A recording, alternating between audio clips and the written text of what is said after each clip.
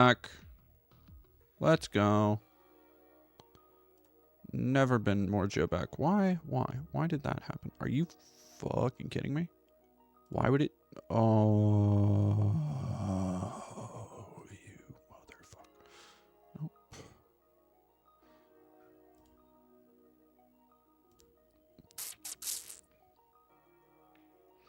I don't know. It's my internet too.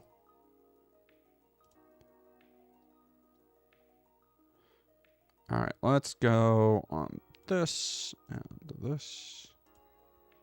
All right, sorry. All right, back on this. YouTube isn't back. There's a ghost stream. I fucking hate YouTube, man. Oh my god. All right, give me 1 second. Oh, I hate that shit so much. YouTube is back up. I think there is another ghost stream, though. I don't know why that shit happens. I don't know how.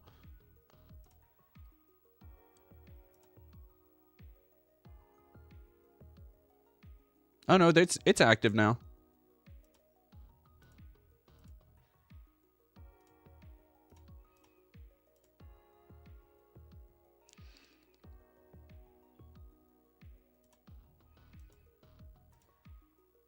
Okay, perfect. All right, I think it was just starting the stream. All right, cool. Cool.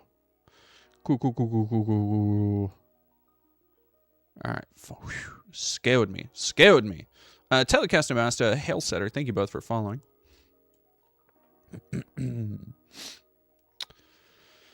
All right, so this is one of the scariest escalations against trans people I've seen yet. This is horrifying. And I don't blame anybody for being scared about this, because it is not fear-mongering to be concerned about this. It's not fear-mongering to look at the logical conclusions and what comes next after this shit.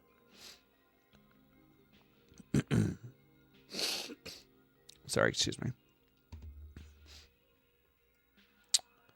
On March 17th, Republican lawmakers in Tennessee advanced a sweeping proposal that would require health providers to submit detailed info about patients receiving gender-affirming care, data that would ultimately be published in a public state report. So, it is taking the approach that is used for things like a sex offender registry and applying it to private medical documentation. How the hell does this not violate HIPAA? They can just make it not violate HIPAA. They can just make it not violate HIPAA. They can just make an exception for trans people. They can just say it's in the public interest.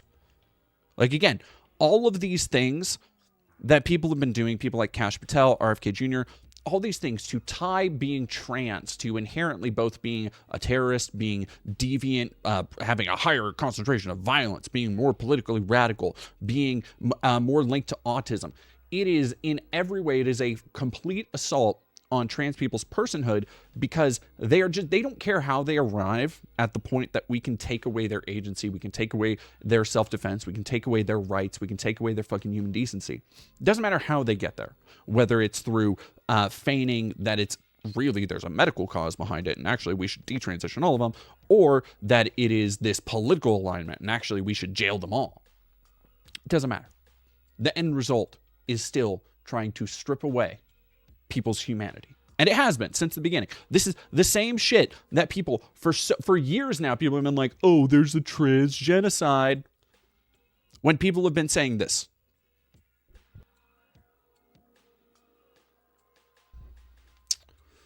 House Bill 754 is put forward as a measure to make insurance companies that cover gender-affirming care also provide coverage for, quote, detransition procedures. It goes much further, mandating the collection of sensitive details from providers, including patient treatment timelines, prescription of surgery information, patient's location data, and a patient's age and biological sex. So, it doesn't take a fucking genius to look at this and immediately understand that this will be used to stalk, harass, demean, assault, and very likely kill just random trans people going about their lives. All it takes for somebody to try and harass you on the internet, for somebody to send gore. I've had shit sent to my mentions. People were never meant to fucking see. For just being trans. That's it.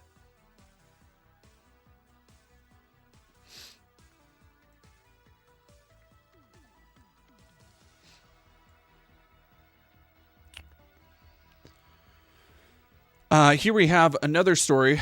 The proposal also places significant pressure on medical professionals with strict penalties for failing to comply, including potential license suspensions and heavy fines.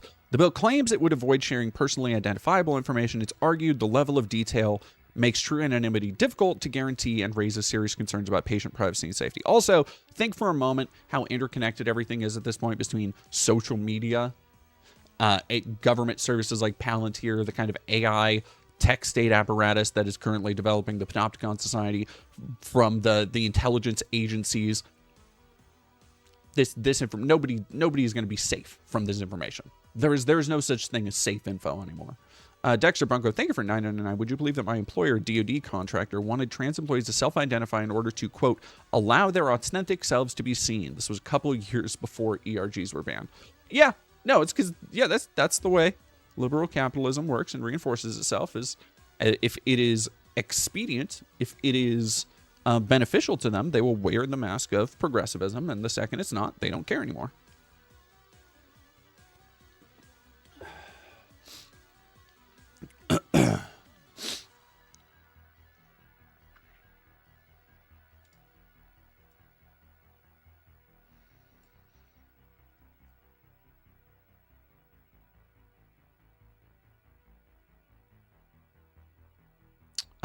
And speaking of Tennessee, GOP candidate for governor of Tennessee wants to execute the parents of trans kids. This came across my timeline again.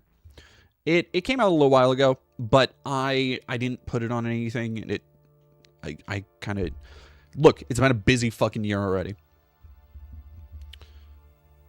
This was the kind of rhetoric that I covered. I went undercover to expose, to talk about in the hate church. And when I did it a couple years ago now, people found it so unconscionable. People were so aghast. They couldn't believe that anybody, let alone a church, could get up and say these things so freely. And now we have gotten to a point where GOP candidates are running who believe exactly the same shit. God damn, my fucking mouse, dude. There we go.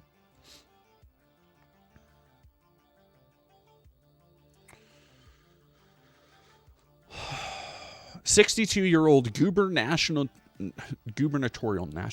gubernatorial candidate made the shocking remarks during a guest spot on a Christian nationalist podcast. A clip shared by the anti-fascist group Right Wing Watch sees Fritz not only call for the state-funded execution of trans and non-binary children's parents, but of anyone who helps provide a life-saving, gender-affirming care to under 18s. Quote, I think we need a law in Tennessee that will allow for capital punishment for those who commit an assault on the sanctity of life. It's just fucking... Again, one of these things that you notice why all of these people interweave so easily. This is just swapping out different descriptors and different fixations from Silicon Valley tech bro speak. It is just so many words in service of saying very little, trying to obfuscate your true intentions.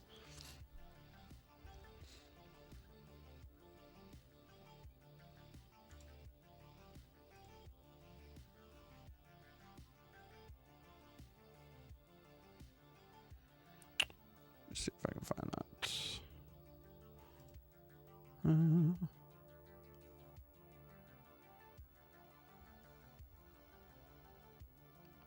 Okay, this is just their whole thing. Goddamn. Virtually no trans under 18s have undergone invasive gender-affirming surgeries, despite false claims from Republican lawmakers that they are common. A 2024 Harvard study found that cis minors are far more likely to undergo gender-affirming surgery than their trans peers. No shit.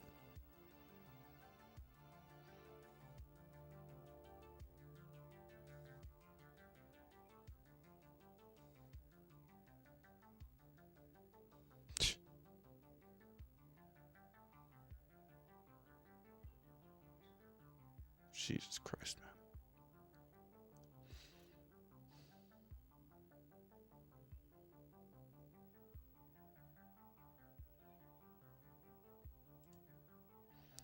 I not find. I want to search, but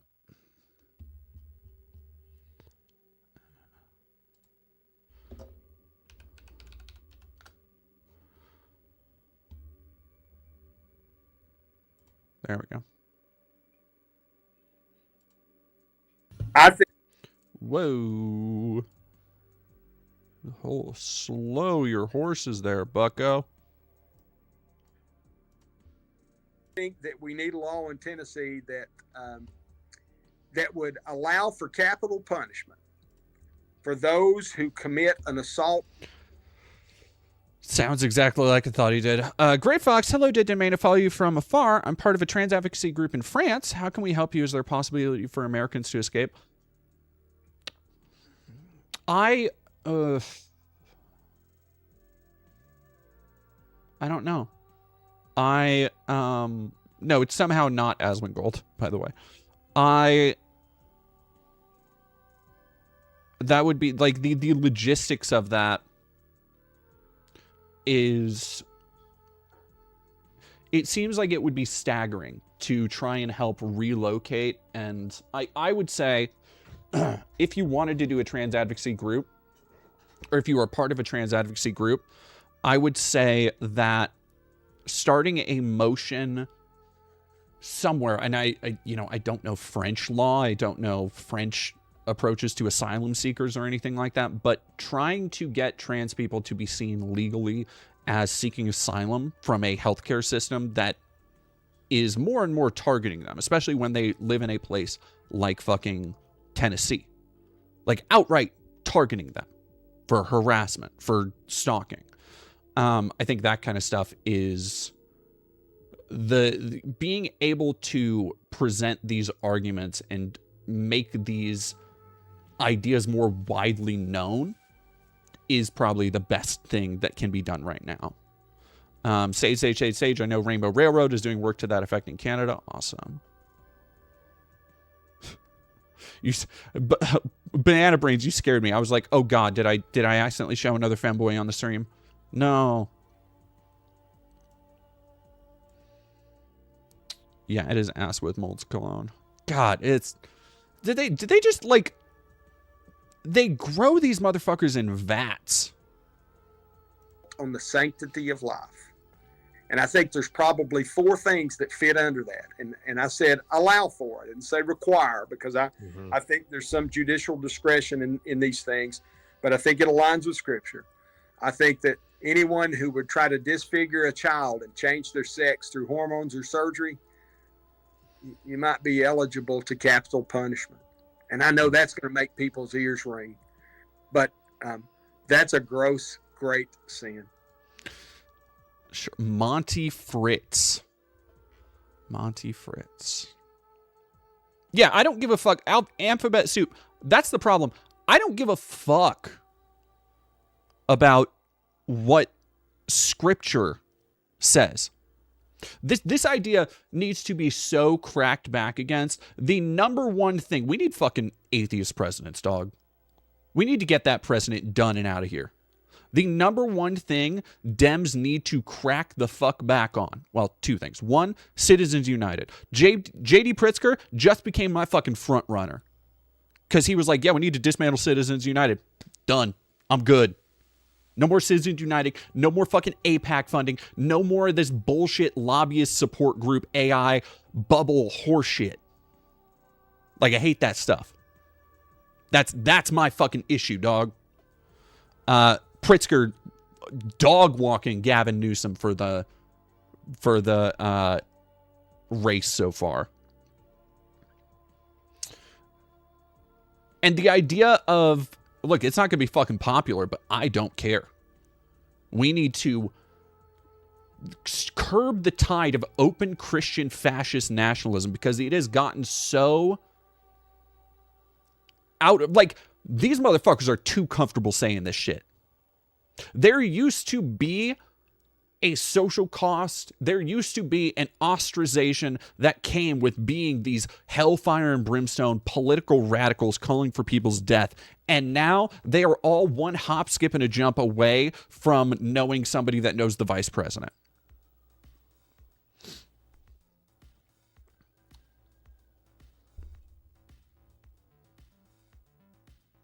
Like, and the idea that any lawmaker right now can sit there and be like, well, you know, this is what it says in the Bible and where Chris. I don't give a fuck, dude. I don't give a fuck. I don't care what you misinterpreted, what your hick-ass white trash pastor or your fucking megachurch grifting preacher misinterpreted from a book that was mistranslated hundreds of years ago, written across several hundreds of years, 2,000 years ago. There is no reason why your decision to put more emphasis on that means I need to change the way I live my life. Fuck out of here. Don't give a shit. By the way, that's the same way I feel about every religion. People like to do this weird rhetorical game where when you criticize Christian nationalism, a lot of like dumbass centrist libs, fence sitters, and conservatives will come in and be like, yeah, I'm sure you feel the same way about Sharia law. Yeah, dude. I'm against every fucking radical religion being used as a cudgel to excuse any kind of subjugation of a minority, any kind of exclusion of an outgroup. Like, that's unilateral. That's across the fucking board. If that's something you want to do in the safety of your home, vaya con Dios. Fucking, I wish you the best. God, I love that for you. God bless you, and I mean that with my whole heart. The idea that any religion should have that much sway over the lives of such a massive swath of people, I don't care where the fuck the religion came from. It is wrong. Ugh.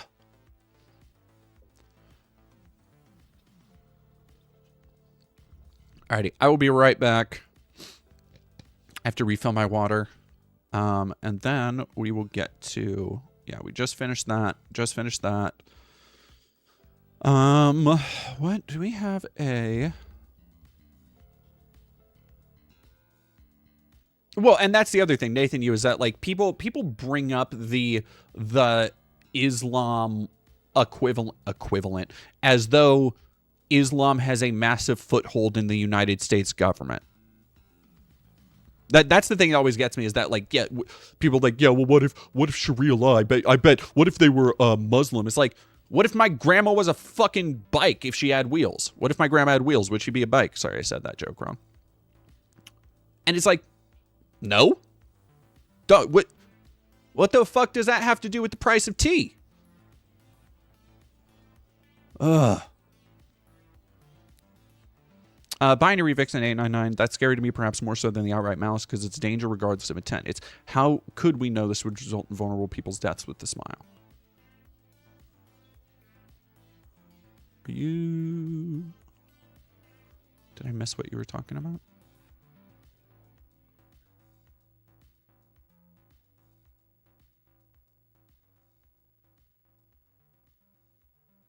There's a name I haven't heard in a long time.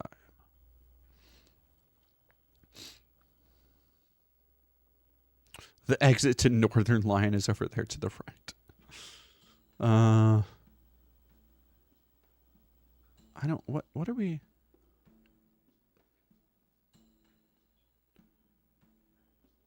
I could... What? What is happening in my fucking chat, dog? Alright, y'all work out your shit real quick. I'll be right back. Can I interest you in dialectic materialism? Tell me more about this dialectic. Tell me more about this thesis, antithesis, synthesis business.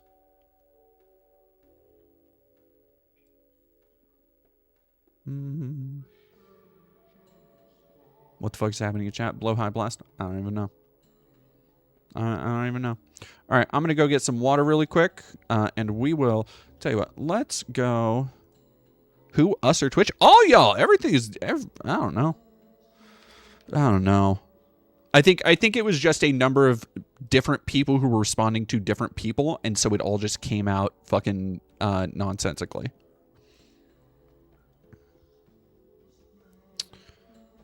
Let me find some good shit, dog. Afro man, will you help me repair my door? That's fucking funny.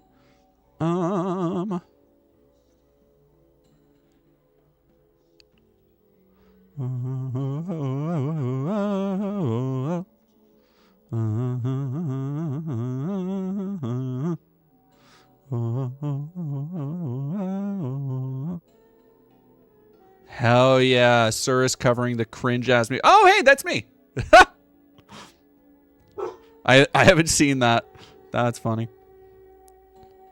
I didn't. Whatever. I guess Penguin Zero can do whatever the fuck.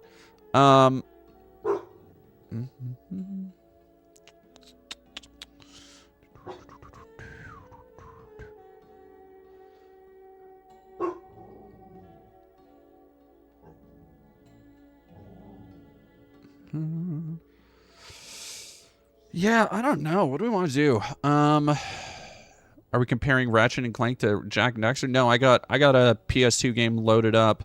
I'm just looking on something to throw on really quick while I run to the restroom. Except it is. I could have been back by now. Let us. Yeah, we'll pop on this really quick. Straight femboys, yeah. No, it was so Kat did a video looking at Foxy Alex, which is so. It's been really weird to see because I followed Foxy Alex when they first started posting shit, and it's been so weird to now see them with this other Latin femboy that's been memed to shit, and people are being incredibly homophobic about them, just fucking everywhere. It's insane. I don't. Influencer dynamics befuddle me. Like, it truly. Like, I do not understand how people who just take pictures and go places use that to... I guess. I don't, they're also a porn star, so, like, actually, I totally get it. Yeah, it very much ties into itself. But, damn. Anyway. I don't think I can sing Baltimore. No TADC spoilers. What's TADC?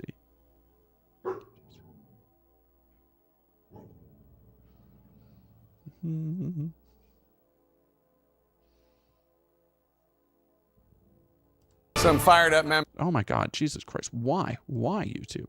Members of the Democratic. All right, I'll be right back, everybody. Speaking now after listening to Attorney General Bondi talking about the Epstein files. Let's listen in.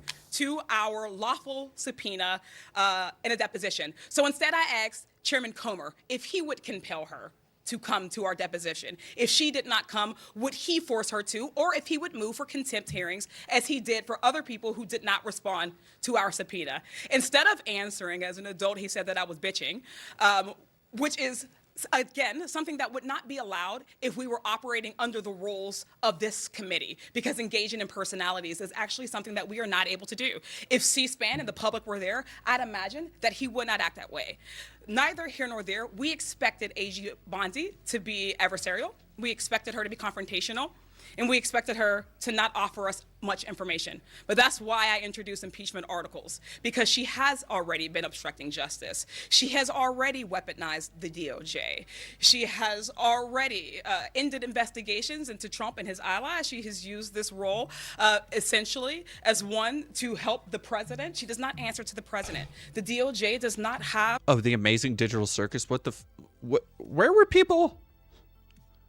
Where were people seeing Amazing Digital Circus? I don't know what that is. Little Eepy Girl, by the way, sorry, I forgot to say thanks for $2. Enough with Christian nationalism. Could not fucking agree more. Like, I've been... Because people really criticize me, and I get it. I've shifted a lot of... Not a lot, but I've shifted positions over time as new information has come to light, as it's the reason I encourage people to learn more about stuff, is that it will change the way you see the world and the way you go about things. And... Christianity is one of those things that I have had a lot less grace and extended goodwill to, as the years have gone on. Even though I tried to be incredibly fucking amicable, I tried to be incredibly open-minded, and I still do believe everything I said in the video about the hate church, where I talked about, like, churches can be a place where people can find good things and have community and help others and live up to those ideals of Christianity. They are currently not, though. Like, the entire narrative of modern Christianity has been taken over by evangelical hell people. Oh, no, I'm aware of what digital circus is. I just like,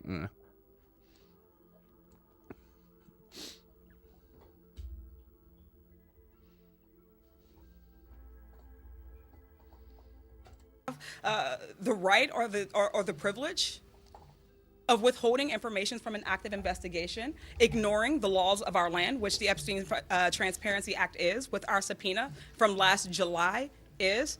And the oversight Dems will continue to press for accountability. We'll continue to press for justice for survivors while also keeping them centered in this. So at the end of the day, we are still here seeking answers for women, for girls, and for the American public who has demanded justice, who have demanded answers to this, and whether or not they will pretend that the documents that they've given us. Well, and the evangelicalism, like, it's been crazy to watch Israel and Netanyahu and shit basically spit in the face of, because they put out another video that if Netanyahu's not dead, then they are just like trolling people with AI at this point. Put out another video of him that had some very clear AI artifacting. And man, oh yeah, I need to go to the Diner Goth. This stupid dumb bullshit. I love, you can always tell when somebody, like, they took a philosophy course or two, or they took a anthropology or social studies course or two, but they never delved any deeper than that very surface level. So they go through life with this this thimble of analysis that they apply to everything, trying to extrapolate a deeper meaning from shit when it's usually not the case, or if it is, if there is a deeper meaning there, it's usually not what they're immediately jumping to. It is pop culture psychology is what we're about to see here. I didn't even, god damn it, y'all. I didn't even fucking refill my water. All right, I'll be right back. Really quick, Bubbly XS. Thank you for following. Isn't this just Rockabilly? No, it's not. God, Rockabilly. Oh, thanks for reminding me of Rockabilly.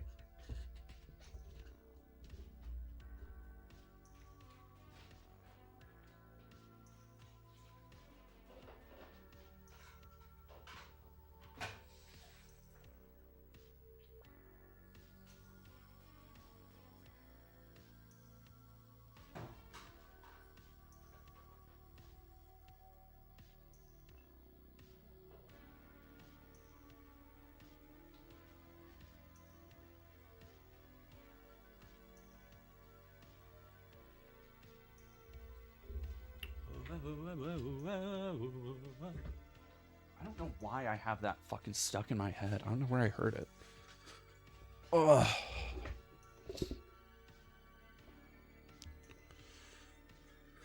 All right, so this has been getting memes on all over the internet because people have seen and noticed, rereading between the lines, you can kind of tell that this was very much written out of spite for a jilted ex that he never got over. Like, that's going into it. That's what it is. That, like, just keep that in mind. But to me, it more represents this kind of like I was saying, this pseudo-intellectual impulse to overanalyze the most seemingly innocuous shit in the entirely wrong direction to contort it to your worldview. Something, again, you don't actually, when you are going through these things and trying to observe them, they aren't going in with an air of curiosity or looking to extrapolate a deeper meaning or looking to explore deeper themes. They're going into it with the idea of, oh, I already know why all of this happens. And it's not exactly the case.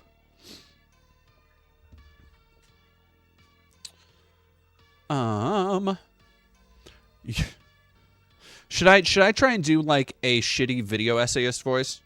Like a Chud video? Should I try and do like, You're not hallucinating the great weirding of America. The visual evidence is everywhere. Start with what you can see.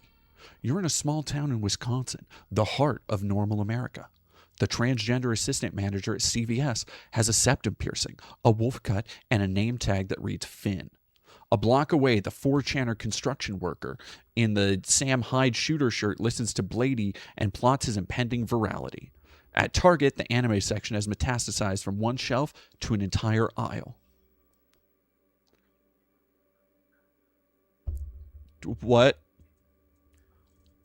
I think it already, it's very telling where their experiences lie, is that the most they can name for a trans person is, a wolf cut and Finn. So that's very much the trans male to, or female to male person that jilted you. No, I wasn't making this up. And then, but meanwhile, then you can cite Sam Hyde by name. It's like you couldn't do like.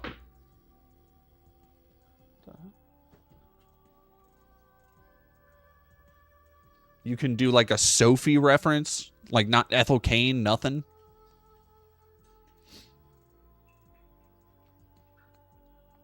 These aren't random weirdos. They aren't teenagers in a phase. Many walk through any office park, you'll find the same aesthetic bleeding through the cubicles.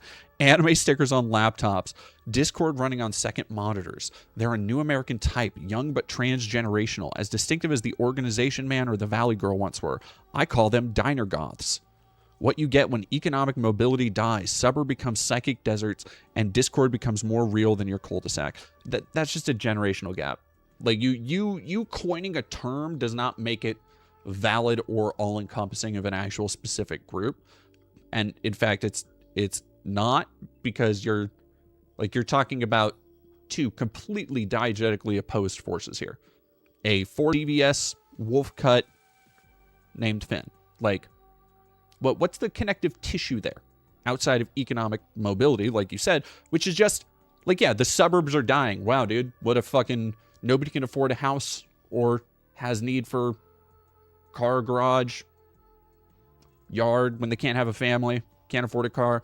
Like, yeah, like economic issues, dude. That's like usually what delineates and defines a lot of generations. That's why they had the golden generation, the greatest generation, all that shit. That's literally why people are called boomers, is because of the economic boom after World War II. Like, brilliant fucking mind here. I'll be right back. I'm gonna go actually refill my water now that the filter's done.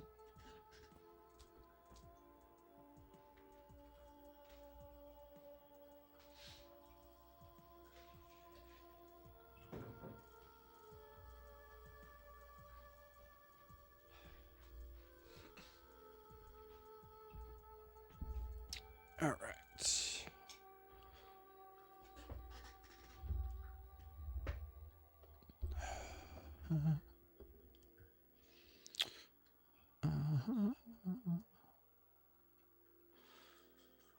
All right. Term came to me when I was trying to identify. No, it does. He has like a Agent Smith thing going on. The term came to me when I was trying to identify what had, over the past decade, silently washed over the 95% of America that lived outside of the superstar cities. Placelessness without cosmopolitanism, Mr. Anderson. And with complacent downward mobility, a post-subcultural alt aesthetic with a post-nerd post-nerd fandom orientation, dude. I love it. I love it when a fucking brainlit pop culture armchair analyst consumes everything through fandom, and it's so fucking clear. Oh, that's so fucking funny.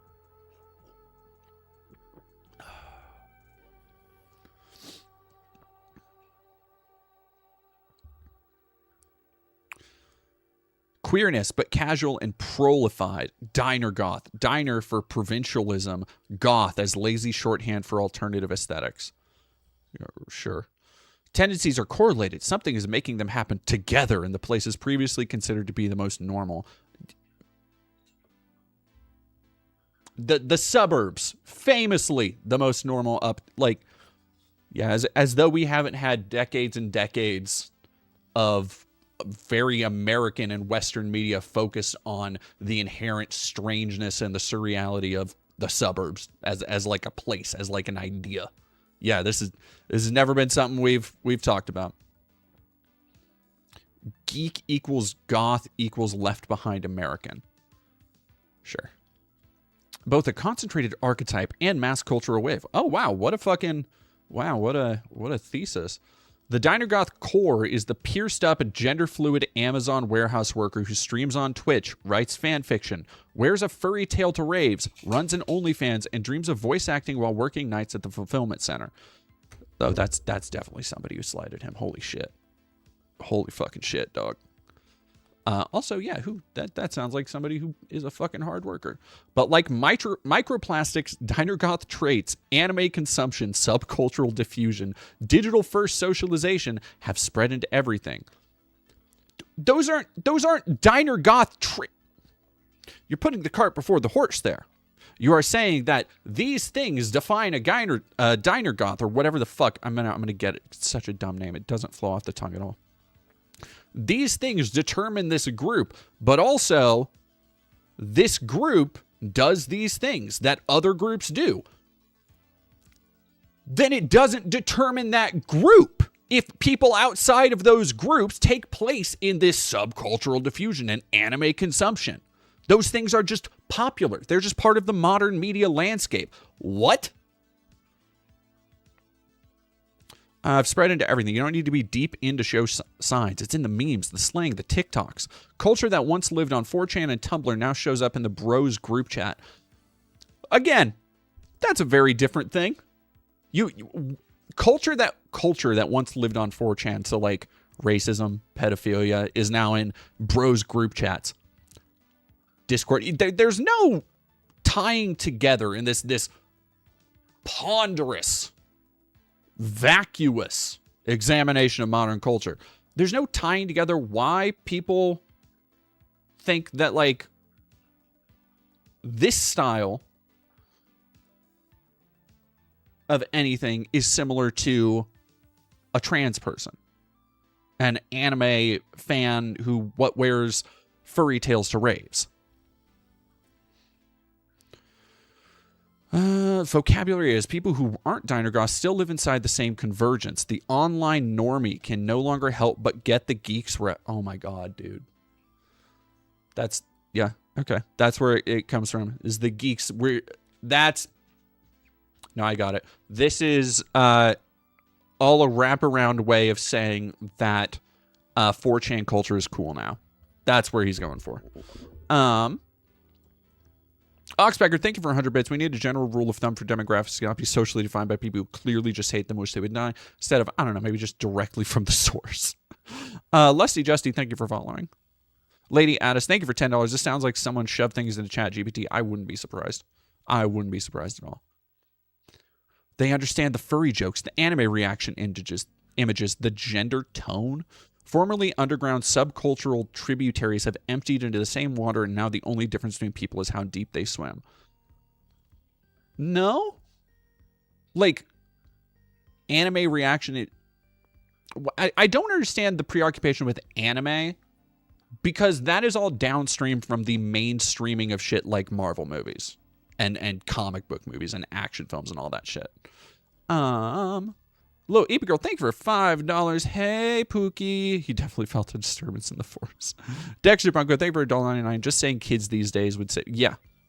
Well, no, because I think he is trying to include himself in this.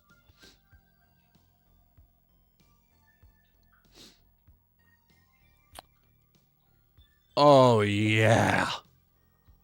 The next section, what was she? In the winter of 2021, the Diner Gothification of my life began. Let's fucking go. As if you are fucking interesting enough to warrant such a discovery. I've been hopping around Airbnbs across the West Coast since COVID hit, and the San Francisco startup that employed me closed the office and forced everyone to go remote. I just a normal person who knows normal things and has the experience most people in America do. I can already see it.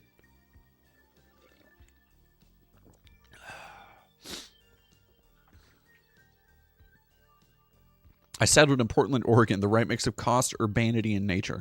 Not a backwater, but a not very diverse city with small town energy and a relatively functional housing market that normal people could aspire to afford. Despite its self-conscious weird image, Portland is basically what mainstream America looks like.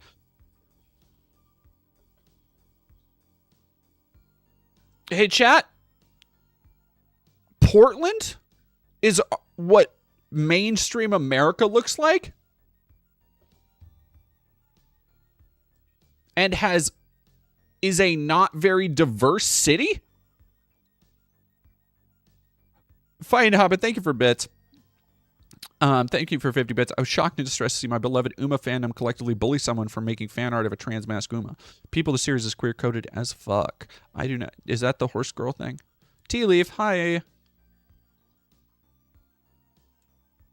Yeah, that is not at all correct. I haven't been to Portland in a couple years. I remember being a very diverse city.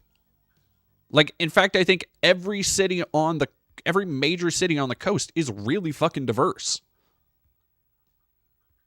Because you have a massive, not just a influx of like black people, but a lot of, especially as you go more south, you have a lot of Latino people. You get the entire coast has a lot of Asian immigrants. Like, what the fuck are you talking about?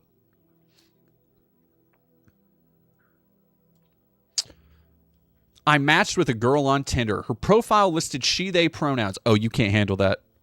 You can't handle all that. There was a tweet going around of Jennifer Love Hewitt looking fine as fuck on the red carpet, and people were like, "Oh, see how hot she used to be, and she's in like MILF mode now," and everybody's like, she looks fucking fine. Because people were like, "Oh, look, she used to be a teenager, and now they were trying to be like, oh, she hit the wall or whatever."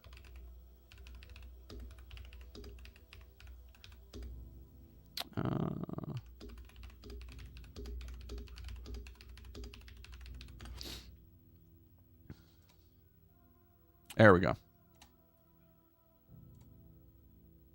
Anyway, this was the picture that people were like, "Oh yeah, see how ugly she looks?" And I'm like, "Nah, you just can't handle all that. You just nah. You don't know ball. You don't know game. Like, that's it. Like, you just hate women. Sorry, dude. If you look at a woman like this and you're like, "No, see, she fucking hit the wall." Hateful. I'm all about it. And that's what I look at. That's what I feel. I'm thinking is like profile listed she, they pronouns already cut off there. You can't. I don't think you've got the facilities for that one, big man. I don't think you've got the facilities for that one, bruv.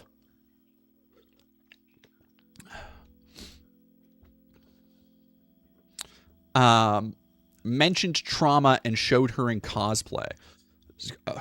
That's what got your fucking boing. He saw a hot she, they cosplayer and like did the ooga like. It was the coldest weekend of the winter, and my date was smiling through a shiver. Poetry, this guy. Fucking James Joyce over here. The pandemic meant that we were drinking out on the bar's freezing patio. In her skirt and fishnet stockings, she was absolutely not dressed appropriately for the weather, and her thick eye makeup was badly applied. Fuck you, dickweed. Her nose was aquiline with a septum piercing, and other features were cat-like. Dude. Big steel blue eyes under dyed red hair. The fuck? Men don't deserve women. I'm gonna be so for real. Men don't deserve women. Come on, dude. What are you talking about?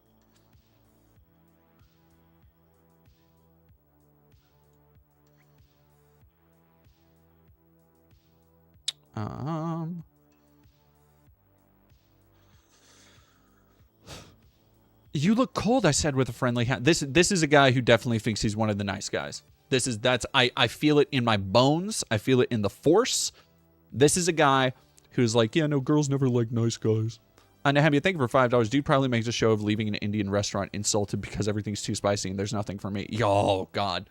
No, because he's the kind of guy that Indian restaurants have to change the like spice meter that they'll tell people, because they'll be like, oh, you know, like, oh, I want to try the lamb, but I don't want it to be too spicy, you know? And they'll be like, no, of course, yeah, like it's, you know, what's your spice level, gringo? What's your spice level, white boy? Like, do you eat Taco Bell, or is that too hot for you? The fucking people.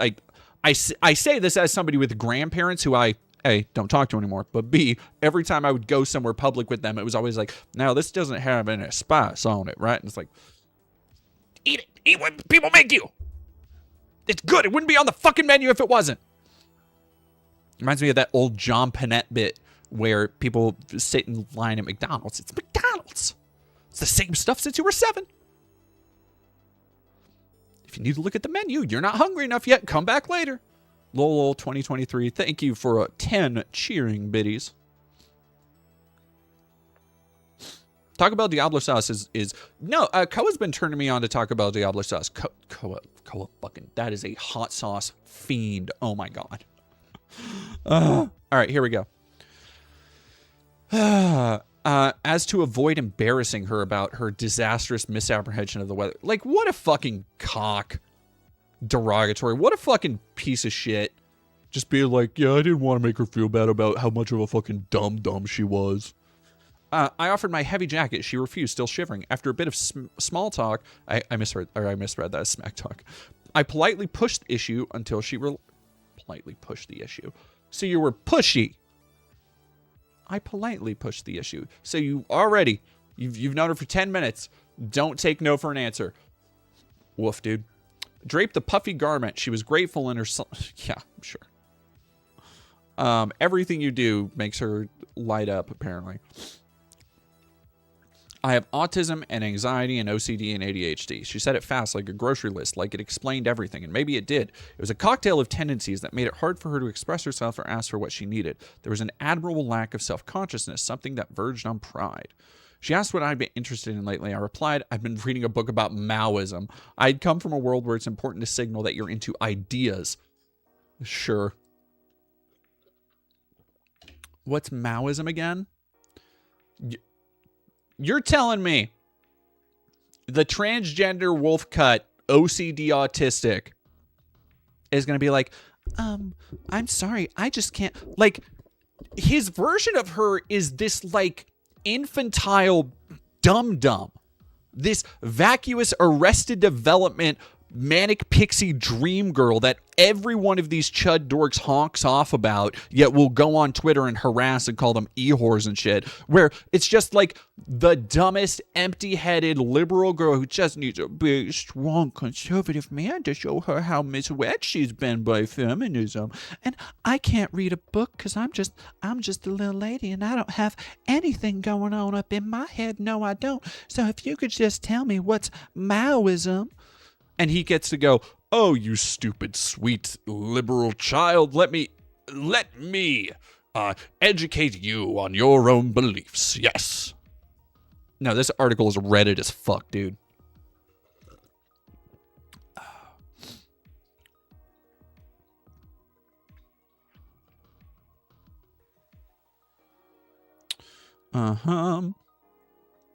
Inquisitive, but with an uncertain stutter, like she thought she was supposed to know what this and other isms meant. I explained it's a type of communism, and she nodded dutifully with an earnest smile.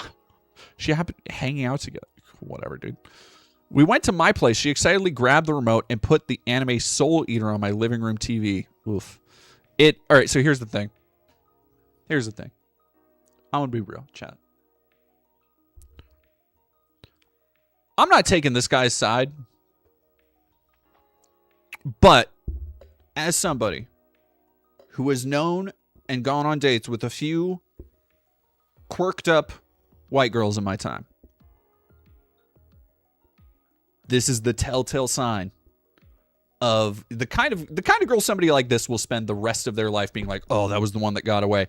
And everybody else, until they find somebody that clicks with them just right, everybody else will be just like, have their entire lives upended by them. They are a Tasmanian devil of romance. It was wild and expressive and weird and devoid of irony in a stereotypically Japanese way. Fucking can't believe he fucking Japanese media devoid of irony. Anime famously never ironic or satirical or self-referencing. Stellarix, thank you very much for following. Nehemia, thank you for another 5. Dude takes the which Harry Potter house are you test every Wednesday. Dude still did a wacky Japan take in the Big 2-6. That's fucking crazy. I had never really watched anime before. Love that. I love the dude getting exposed to anime for the first time, suddenly having like industry-wide takes. But I felt guilty doing so as a sophisticated adult. Fucking what? Did you bring out the wine and cheese plate too? Yes, I made a charcuterie board. Yes. Fuck you. Nehemia, thank you for $5. Dude probably laughs his ass off to Bill Maher. He definitely did not care about the Epstein files while Biden was president. I don't know. Yeah, this guy gives rancid fucking vibes. He would give if a hot girl likes it, can it really be cringe? Oh, I've got such bad news for you, my man. Such bad news. On our second date, she brought a huge bag of sex toys and BDSM gear. Unprompted, unashamed. She dropped it on the floor of my apartment with a thunk. It wasn't a gesture or performance, but purely practical. It meant I'll be staying over a lot. I had a weird relationship that was actually a little bit like this. Not with a fucking, like, she didn't bring over a duffel bag full of sex toys like the end heist of Heat. Those were just duffel bags, not full of sex toys. That I know about. That we know about. Heat 2, still coming. Michael Mann. Make it happen. Dexter Bunker, thank you for $1.99. I'm down for wine and anime. Yeah, no, that sounds like a fun night. But yeah, within 3 dates, we made our relationship official. Been there. This relationship was characterized by picking her up from her parents' home in the suburbs. Okay, hold up.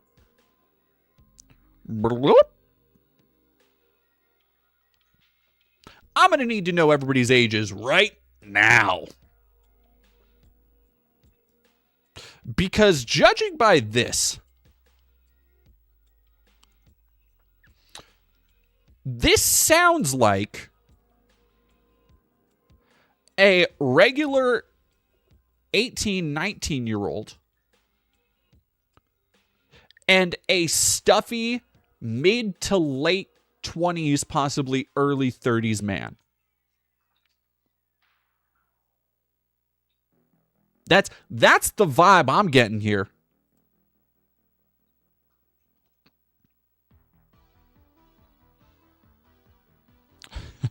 Yes, my bag of dildos that I carry.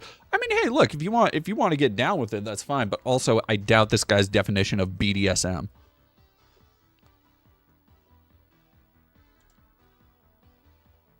I was thinking the Matrix. Celestial Heart. I can't keep making Matrix references.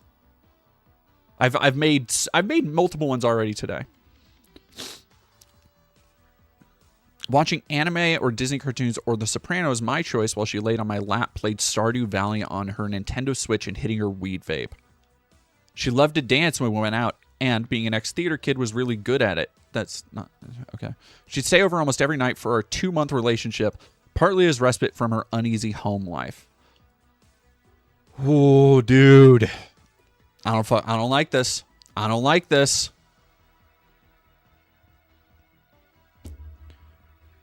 Yeah, like the way he is depicting her, because again, there's a difference between, and that's kind of the way I was interpreting it up here, is that, oh, she put on anime, she likes anime, I don't watch anime, whatever. The way he describes it is dorky, but recontextualized with picking her up from her parents' house watching Disney cartoons with her while she plays Stardew Valley and smokes and lays on your lap. It recontextualizes it in this, again, very infantile way where it's like, oh, yeah, no, here's my young, hot, nubile girlfriend what just comes over from her parents' house to smoke weed and watch cartoons. Are you just... That just sounds like you're dating a child. It sounds like you just want to date a child. You sound fucking weird, dude. Like, there's nothing wrong with watching anime and shit together. I've done that with almost all of my partners. But this weird... Yeah, it sounds like there is definitely some grooming going on here. The breakup was sudden. Her reasoning was incoherent to the... Yeah, sure. To the point where I'm not even sure she understood her own feelings. Yeah, dude, why not take away all agency from her, too? She's just a dumb child who doesn't know. She doesn't know what's best for her. She broke up with me, and she doesn't even know why.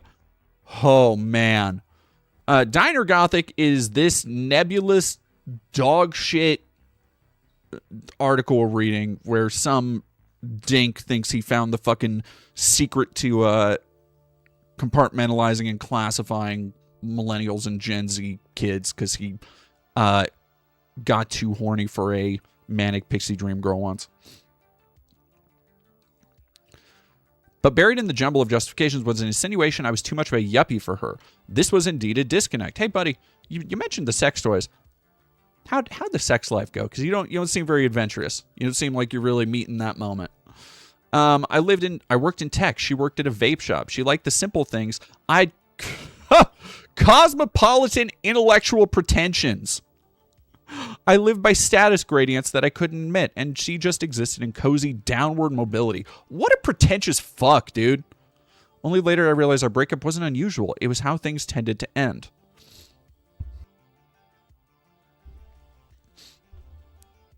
The breakup hurt. I loved her.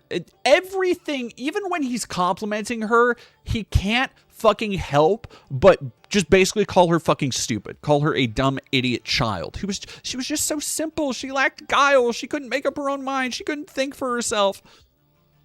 The fact that, again, all these things are what you love about her, not really looking great on you, my man. The breakup hurt. I loved her simplicity, her lack of guile, low stakes way of being. That was so different from... practically the status anxious lifestyle was practically the law of living in San Francisco or DC. I wanted to be a part of her little world. Who was she? What was this little world of hers? Very online in a very different way than me. She likes streamers and YouTubers and the Owl House fandom. Again, there's a generational gap here. I guarantee it.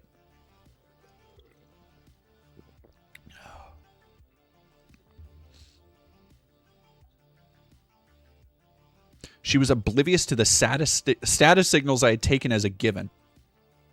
Yeah, again, maybe people just don't give a fuck about your weird little preoccupation with status symbols.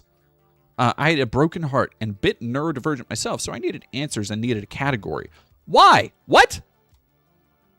I was just real sad about the breakup, so I needed to do phrenology. What? So I needed answers. I needed a category. Tumblr girl? Too specific to a time and place. Yeah, but this Diner God bullshit isn't. E-girl? Not really. Her social media use was mostly scrolling TikTok and Instagram content rather than creating it. Fandom geek? Alt girl? Just neurodivergent? The idea of being just neurodivergent as like equivalent to being an anime fan is really funny. None of these captured the varied traits. Wow, it's almost like people aren't defined by one thing.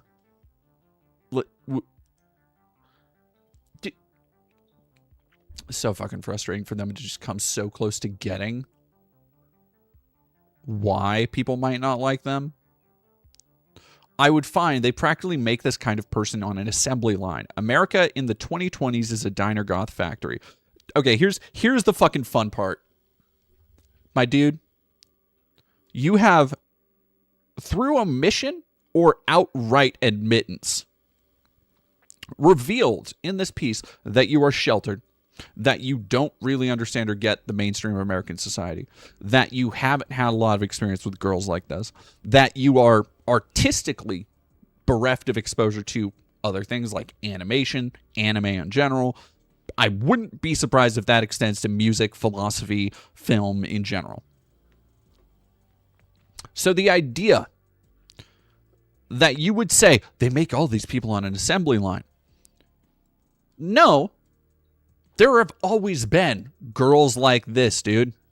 There have always been burnout stoner girls. That's like in trying to create this intensive taxonomy, he has just stumbled upon the same variation of girls that have been breaking people's hearts like this for decades. Like, she is just the same kind of loose women that everybody warned about in the 1920s, dog. That is not a moral judgment. That is not a value judgment. That is not a judgment of their character, because that's entirely separate. But the path that they take through life is one that has been worn down by generations before them, of all kinds of people, of all kinds of experiences. The only reason this dickhead doesn't realize it is because this was the first manic pixie green girl he came across. And you know what? He didn't even do it honestly. He did it over fucking Tinder.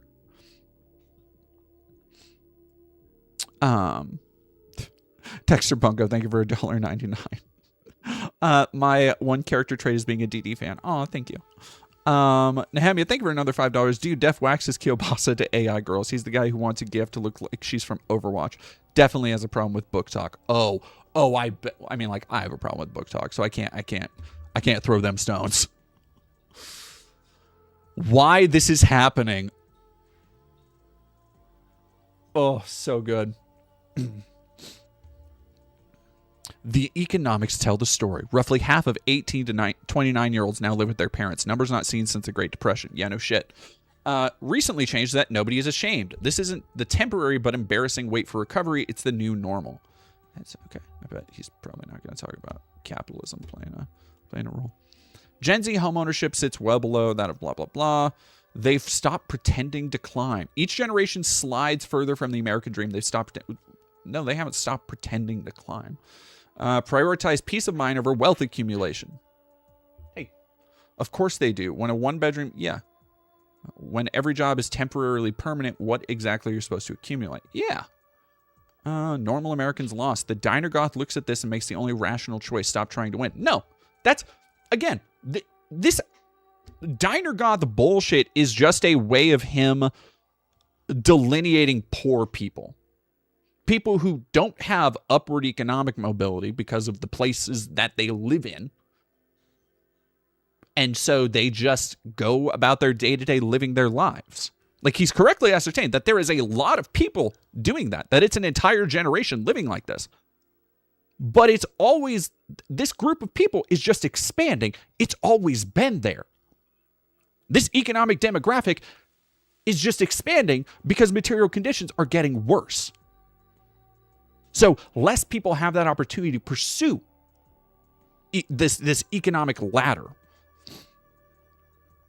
I hate that he's, yeah, exactly, Draxus. He's got a good chunk right, but then he ascribes it, he just like, no, it is this need to come up with your own framework to view the world. It's this pop psych bullshit where everybody wants to be like Jordan Peterson. Everybody wants to have, there are 12 rules for life and you got to clean your room, bucko, and everybody wants to fucking sound like they're this great philosopher, this great thinker, that they've been delving into the mysteries of the universe and really fucking sitting there Winnie the Poohing it out, just like really fucking knocking on the noggin, when really they're making very common basic observations but trying to zhuzh it up.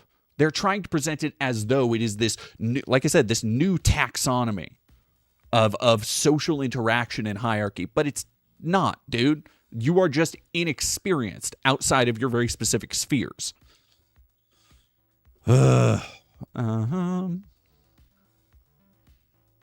Places they're stuck in are becoming indistinguishable. Are they?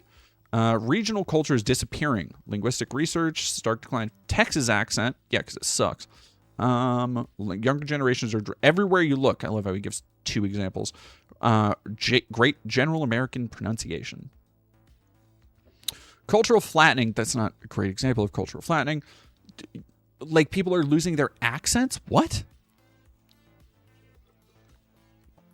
No, this is the new Atlantis. Whatever the fuck that is. Yeah, he wanted an op-ed for sure. Change residence. Cultural convergence happening in place. Provincial people are becoming more provincial while the provinces are losing their soul. Again, just making these big sweeping assertions about, like, oh, the loss of American identity and all this shit that's based in hey, chat, say it with me again, a cultural nostalgia that didn't happen and was based mostly in advertising. Oh my God, Professor Jang. I was going to do, Cavernical did I've been meaning to watch the Cavernical. Maybe we'll watch that next, actually. All right, I don't know if he has put it out yet. If he has, I want to watch it. Because this dude... Oh, here we go. Hell yeah. Cavernical put out a video on Professor Jang. And... No, Professor Jang is the industry fucking plant dude you've been seeing on your stream where everybody's like, this guy's been right about everything he's predicted. And the second I saw him talk about... because he was going viral over a couple takes talking about how, this is how Iran will escalate if America does this. And all these fucking mid-wit Twitter bros are like, oh, this is so fucking crazy. Buy my crypto. And there was an interview he did where he started talking about Moloch and the end times battle that'll be started by Israel and America over fucking some Gog and Magog. And I was like, oh, okay, no. I know this guy's game. Okay, he's a fucking crank. Yep. Yeah, he's got very basic takes.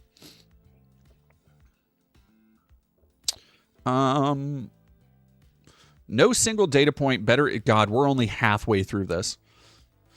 42% of Gen Z watches anime weekly compared to 25%. Yeah, because it's been more normal. Like, millennials, let me give you, I'm on the borderline. There is a like 6 month separation between me being millennial and Gen Z. Growing up, anime was just getting normalized. I was a nerd in middle school for liking Naruto. It was just getting introduced. Relatively to now, where everywhere you go, there's fucking My Hero shit. There's other ones, Demon Slayer and stuff like that. Cavernical?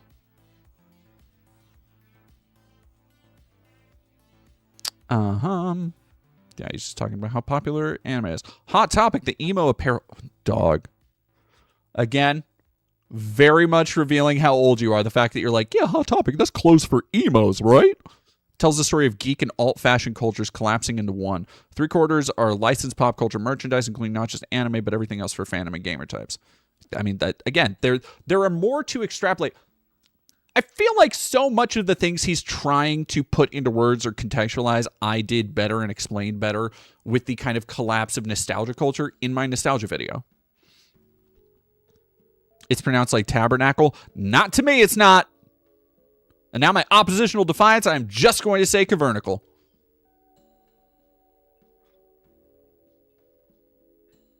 Do I leave my conditioner in my hair for a while? Do I rinse immediately? It depends. I have 2 conditioners. One for shampoo, rinse, condition, rinse, and then I have purple conditioner for my blonde, and I let that sit in for a little bit.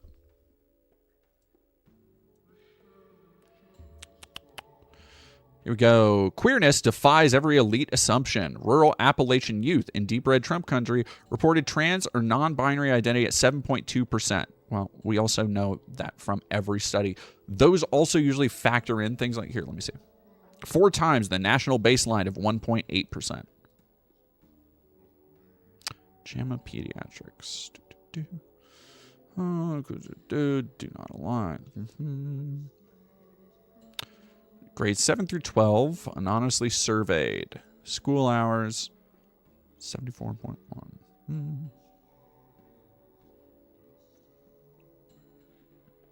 Gender diverse identity. Those with incongruence considered GDY, sorted into groups based on gender identity. So it's everything.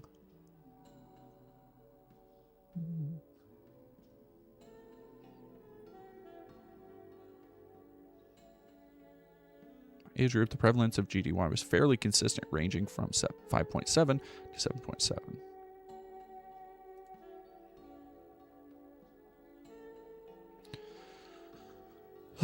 This inverts the adult pattern where cities are queerer than rural areas. No, one example of that doesn't invert a whole... Jesus Christ. No coastal elite indoctrination here. It's what happens when traditional life... Dog, people in small towns are becoming queer because they're bored and have the internet. That's what he's saying here. That's fucking crazy. Hey, expand on that. Tell me more. Hey, what do you mean by that? What the fuck? Story tying together all the threads of this great weirding is that economic precarity creates alternative success metrics, which is why you don't easily find Dinogoth tendencies among the strivers in San Francisco and New York City. Strivers in... Yeah, dog, you'll never find a burnout pothead girl in San Francisco. There are no burnout manic pixie dream girls in New York.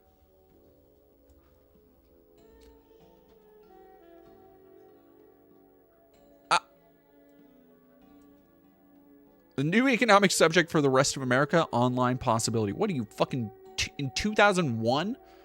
Trying to build a following for your stream. Can be anyone. Yeah. Wow. Amazing fucking analysis. New middle America. This is the story of the collapse of the middle class consensus. The story, goddamn. Every new section is like just an entirely different documentary he wants. Just make fucking videos. If you're going to write like this, just make fucking videos about it. Desacralizes. Sacralizes, yeah. Local America through the homogenous efficiency machine of national private equity. Everything flattens. Disinherited by boomer policy. Okay, buddy, we don't need to go over this. We're fucking living it. New soul. Regional accents and identities and cultures are vanishing. By the way, the only evidence he has given to this mass weirding was less accents, and some people are more identifying as trans, or at least were several years ago, in a very specific demographic, in a very small concentration of places. That's it. That's what he's... Sure, yeah. Cultures are vanishing. Liquid internet flows into the void as a mass vision event. The mythic power of fandom and content overflowing from... Okay, enough with the fucking purple prose, buddy. Washing over millions of minds and places America, the new soul of a soulless world. He's saying anime is the new soul of a soulless world. Subcultures and nerd cultures disappear into simply cultures, self-oblivious and technical and sincere in a way that postmodernism could never permit. What? Instead, a riot of myth and meaning in the fandom noosphere that bootstraps itself from and then forgets the natural North American provinces. The sigh from the provinces is the Hello Kitty ketamine raver, the dispensary cashier in the corn t-shirt, the TikTok cosplayer dancing in the parking lot, VTuber with a day job, Deltarune hyperfixator, Tumblr. This is all he really just fucking hates fandom culture. That's what it was. He just didn't understand a hot girl with the fucking going into a fandom. Rising into 845, $2. Betcha the New York Times hire the stork. I bet you fucking Barry Weiss's CBS will hire the stork. Dakota Cat, thank you for $4.99 cat ear fund. Oh, thank you. I think we're probably like $10 away from cat ears. Yep, just keep downwardly mobile mass aesthetic. Anime becomes cool, not by assimilating into taste, but by overwhelming it. Anime becomes cool, not by assimilating into taste, but by overwhelming it. What the fuck does that mean? Okay, you have to be more specific there, because that can be interpreted multiple ways, especially when you're giving these examples of multiple things one after the other and you don't expand on one. It makes it really hard as a reader, because you stop at this sentence and you're like, hey, hold on, what do you mean by that? And then they just don't fucking pay into it. So anime becomes cool, not by assimilating into taste, but overwhelming it. So are you saying that the aesthetic of anime is overwhelming, that the permeation of anime and fandom gear and shit you can buy in Hot Topic is overwhelming. Are you saying that anime should assimilate to what? Western animation? That it should assimilate more to Western stylistic sensibilities? Like, it's just not clear what he's going for here. Lady Addis, thank you very much for $10. And Violet Left, thank you for 800 bits for the cat ears. Reject word salad, embrace kitty ears. Meow. All right, let me go. I'll go find some fucking cat ears really quick. Oh God, Invis chanting cat ears. Okay, I'll be right back, y'all.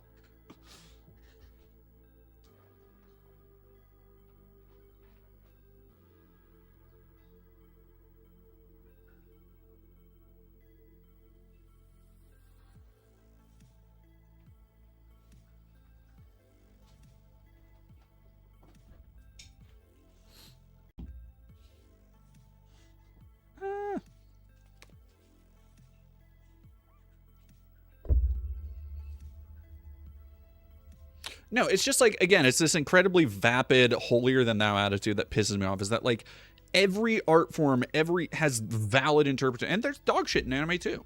Like, there's no shortage of dog shit in anime.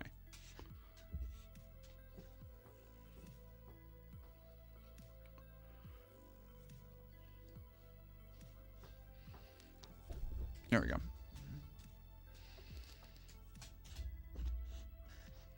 Hello, dog. No. Down. Down. I'm ready. Thank you very much, Nehemia, for $10. Queerness leaves the sophistication cradle of the urban bohemian. What the fuck? Sophistication cradle. God. What a pompous ass. Of the urban bohemian elves and conquers the tacky masses of the hinterland middle and lower classes. Yeah, gay people have never been outside of the urban bohemians. The Great Severance comes. This is the story of the new pan-Pennsylvanian, pan-Floridan, Pacific Northwest provincial cracker. It's the story of the omni-racial anime white trash of the Texas Triangle. These people don't exist. Like, he's never actually seen these people. The ambiguously emo Arkansas, the Nintendo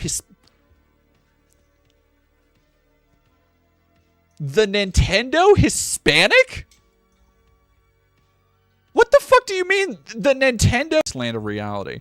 It's the emerging ensoulment of Western Massachusetts, not so much of this is also, and I have to temper my critique here, because I do unfortunately do this a lot too. I get it. It's easy when you want to illustrate a point. I have a problem where I list things off, but like a good half of this article is a fucking list of shit. Not Boston, Buffalo, not Brooklyn, the Inland Empire, not LA. Queerness by default is no longer for the grad student, but for the towny gamer in the hentai hoodie. What the fuck? Human descent from technocracy. You're somewhere over normal America. From a coast-to-coast jet trajectory, you see it with the unmarred vision of private equity. Christ, that's bleak, and I think he meant that as a positive thing. There are lights below, many places with many people, no longer distinct. Upward mobility is mined out with brutal efficiency. In the Dallas sprawl, there are functional and manicured suburbs where you can drive forever and still be nowhere. In Maine, the town is now a Dunkin' Donuts and a rehab clinic. Pull far back enough, and America becomes a single screen, 10,000 towns as pixels running the same program. The dreamers look sky. God is in heaven, and all is right with the world. Oh, American Diner Gothic continues with vibing in the editor in Portland, Oregon. Also the CEO of Wing.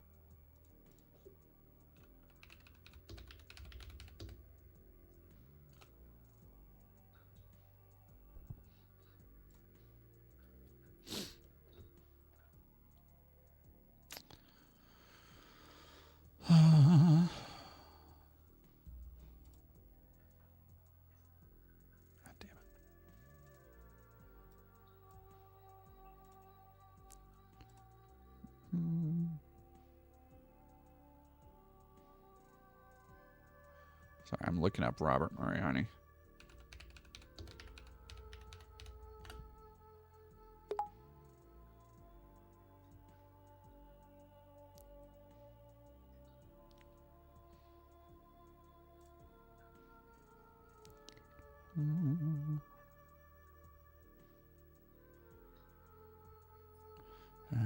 I don't see him.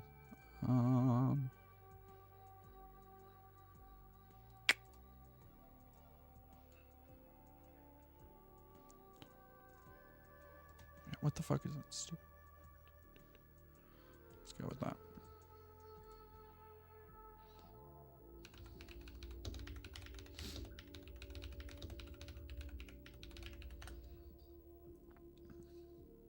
Co-founder and CEO of Wingman, the first AI dating coach. Oh. Why does AI give bad dating advice? Oh, dude.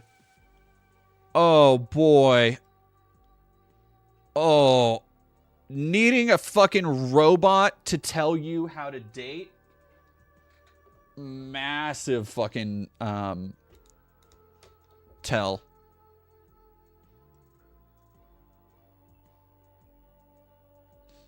That's crazy.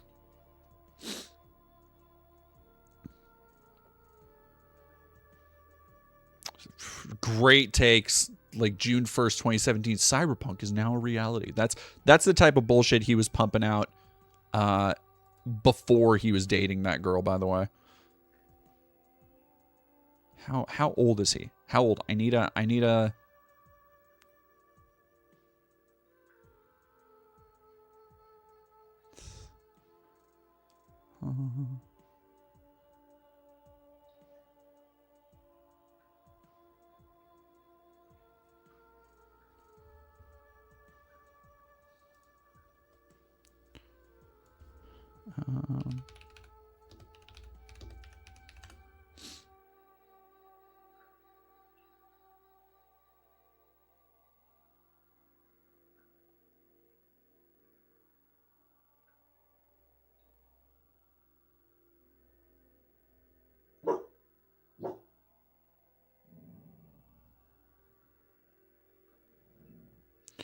Oh yeah, no, here we go. There's another one. It's already out. Right.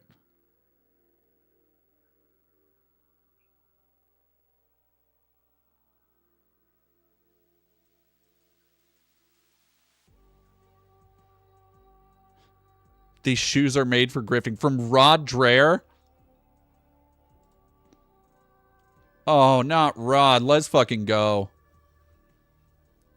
Oh, I'm not. No, I don't actually care that much. I need to know. I need to know how old he was.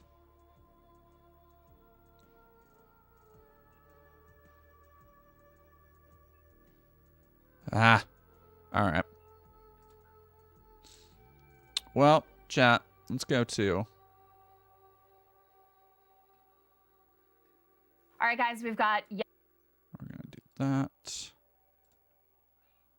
Let's go. Actually, I need to.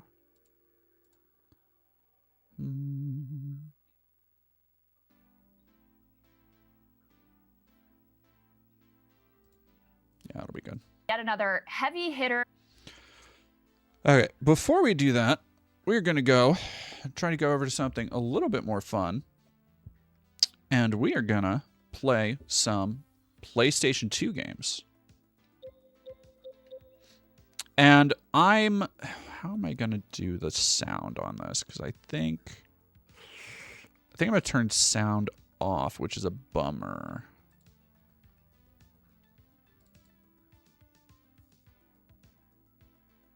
I will.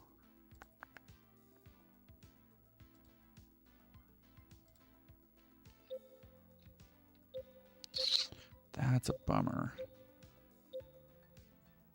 Oh, wait, hang on.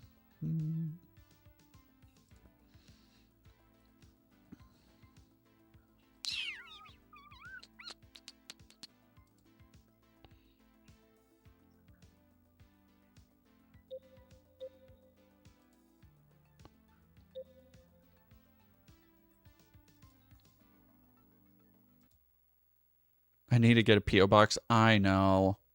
I know somebody else was telling me I need to get a PO box. Binary Vixen 899, thank you very much. Lady Honest, thank you for $2. Another YouTuber I follow calls these freaks word cells. Folks word cells. That's a good way to put it, actually. Mirror X Shard, thank you for $2. Stand back. We got a professional vague poster here. God, fucking dork. All right, let's get a game started, and then we'll start watching the Convertical. No, it does have an audio channel, but it's currently on the desktop audio, and I don't know why.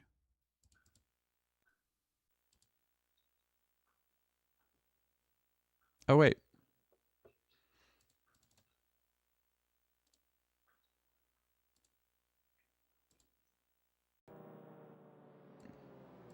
Hold up now.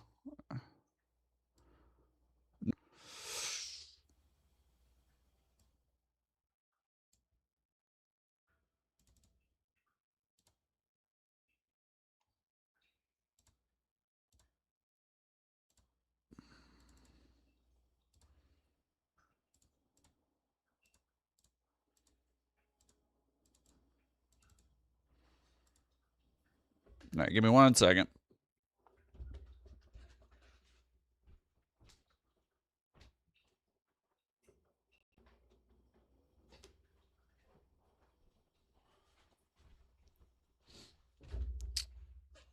Ugh.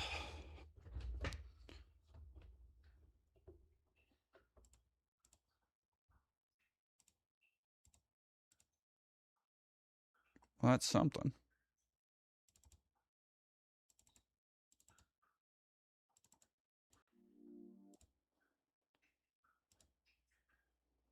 Hmm. Why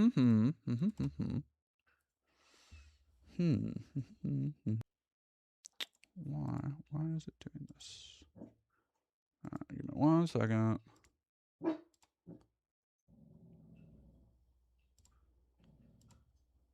No, this is a real...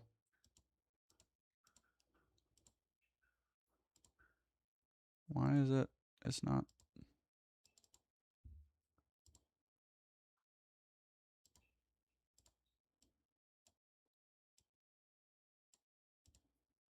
This is hateful as hell. I can't believe it would fuck... Yeah, I'm using a capture card.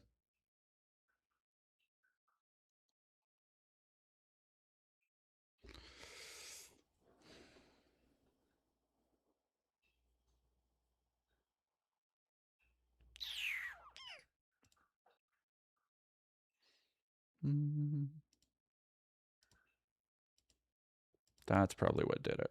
All right, match output FPS.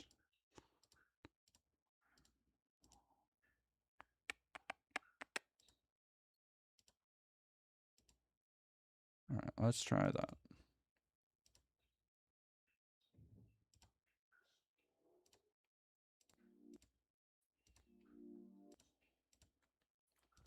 All right, I'm going to try one more thing.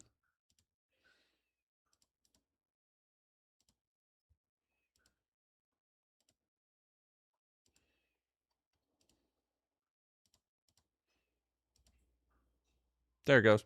Wait, whoa. What the hell? Okay. Ah, got it. Boo, got it. Hell yeah, chat.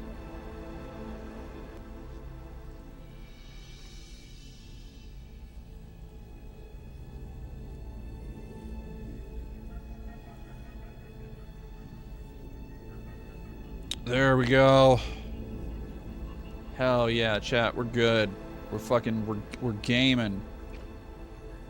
I don't think I gotta worry about sound. Looks like the sound is fine. On the show, Professor Zhang, he is the star of the popular YouTube channel Predictive History. He uses game theory to analyze past, current, and to predict future geopolitical events. You know, for people who aren't familiar with your work, I wanted to show folks that back in 2024, you made 3 big predictions. 1, that Trump would win. 2, that he would start a war with Iran. And 3, that the U.S. would lose that war. Let's take a listen to that. In this class, this semester, I'm making 3 big predictions, right? First, we'll go to war against Iran. And the third big prediction is that the United States will lose this war of all American. No, dude. Like, the idea of talking to Sneeko and being like, I don't know if this is correct. You're probably the guy. Another couple hours. It's only 7 where I am. If there is one fucking person, the rabbit hole goes are on OnlyFans, something like that. Oh. All right. I'm not sure if you. Oh, I choose the pill. Whoa. Just the idea that you have the choice. Wants to do. America wants to liberate Iranian women so that they can go on OnlyFans and enjoy American corruption and decadence. All right. Yeah. So again, OnlyFans I think is the best indicator of a society in decline. Right. So the Roman Empire, when it declined, the main problem was that women refused to have children. Basically, the Bolsheviks stole everything in order to finance the war. Oh yeah, I won't. Yeah, Karen, I won't watch that. I've already heard thing. I think that's really fucking lame and stupid.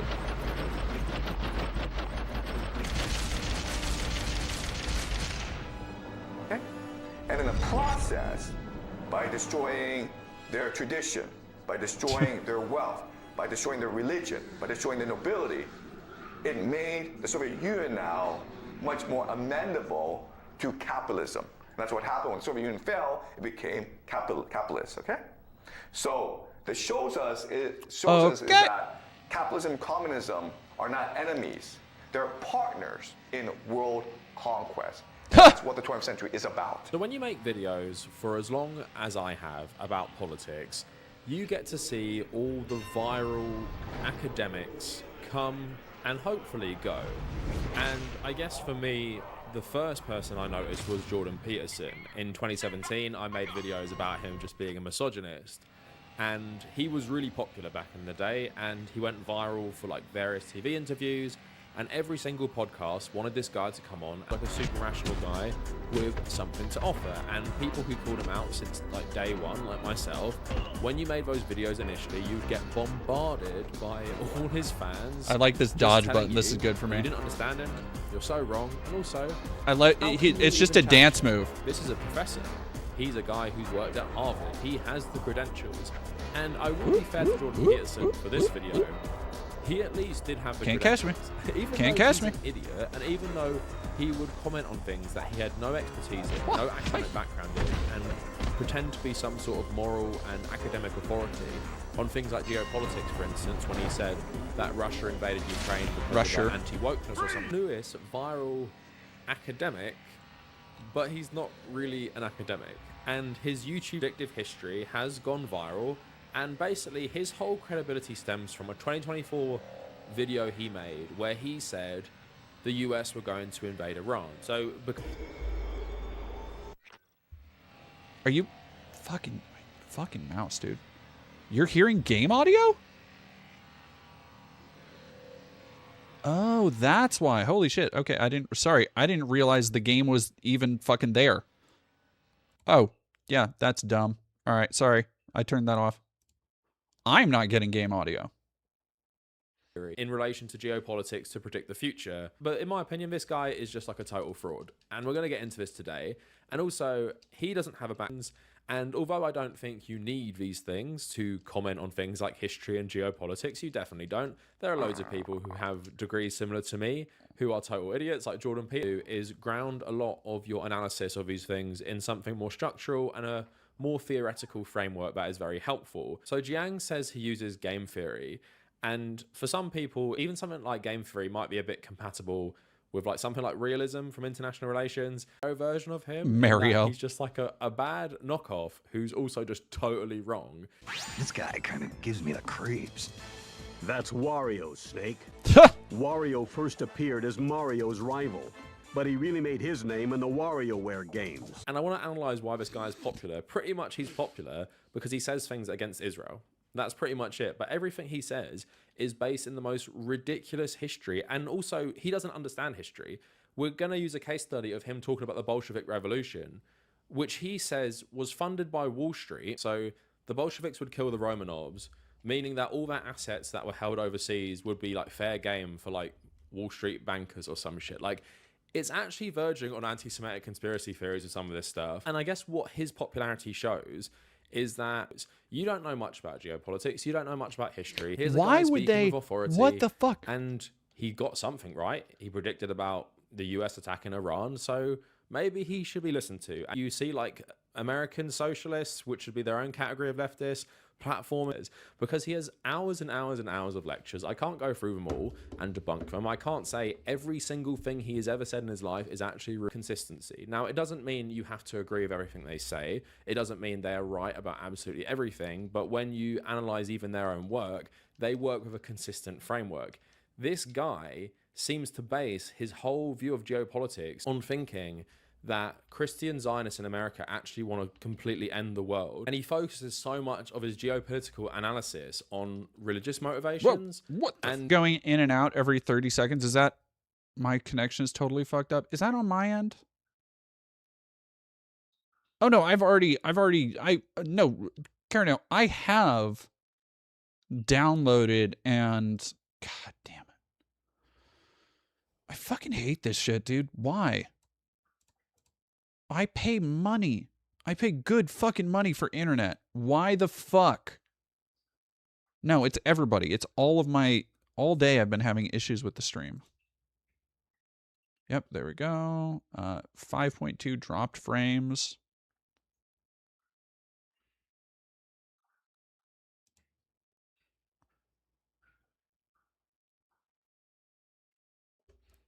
Sucks for me, man.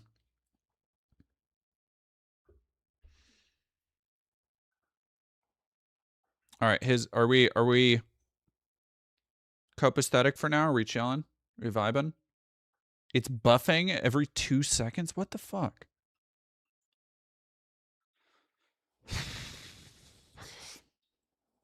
I won't yell at you. That's just fucking disappointing. I was hoping it's working better now. If it's gonna be... I'm gonna be so pissed if I can't, like...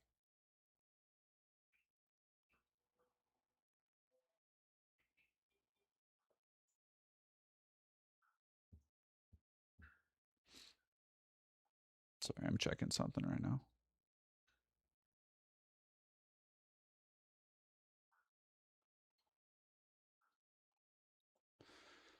Haven't buffered since whatever you did. I just paused something.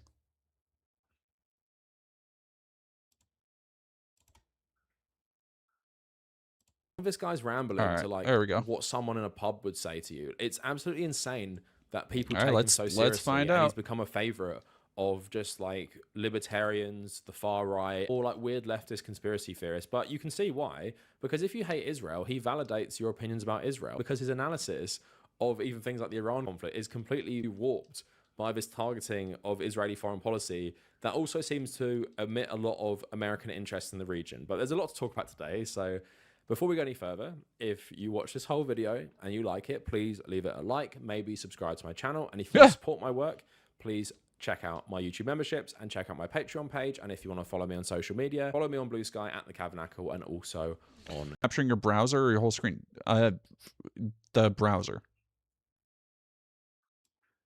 I'm not gonna do screen. That's too much shit. I don't like having to worry about like what identifying information and shit I need to hide by doing the full screen.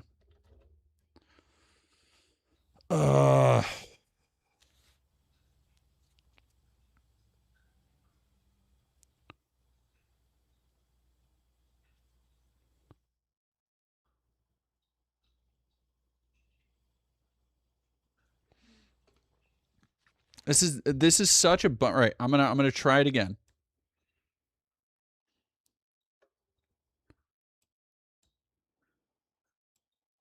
I'm gonna try it again because I want to keep reading this. I'm trying to think of what could cause this. It's probably just frames. No, my router has not been restarted. My internet is regularly dog shit though, even though I pay for good internet. It genuinely pisses me off. I do have a new router that I need to install, but I need to do that sometime this weekend. Hell yeah. Xenagrels, you should play Bloodlines 1. All right, so if you download and play Vampire the Masquerade Bloodlines 1, go and look up on GitHub there's a massive patch for it. That is really, like, you need that fucking patch for that game.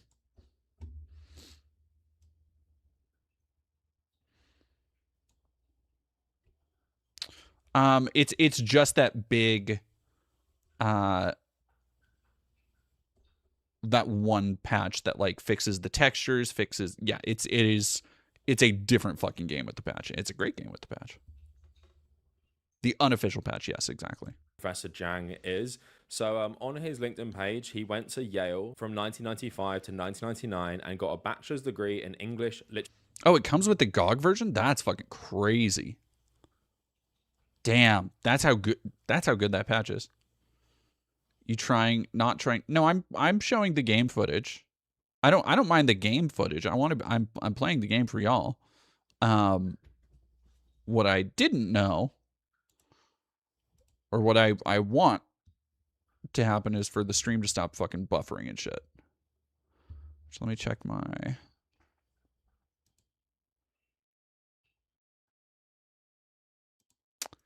Yeah, it's just very frustrating. Very frustrating. Coyote Gunner, thank you very much for following. Oh my god. Everything fucking sucks today. Nothing is connecting right. God, technology is just fucking... I'm on Wi-Fi. No, I'm hooked into a cable. There's a cable going into the back of the PC from the router. It's fine. It won't resolve itself, and if it doesn't, that's fine too.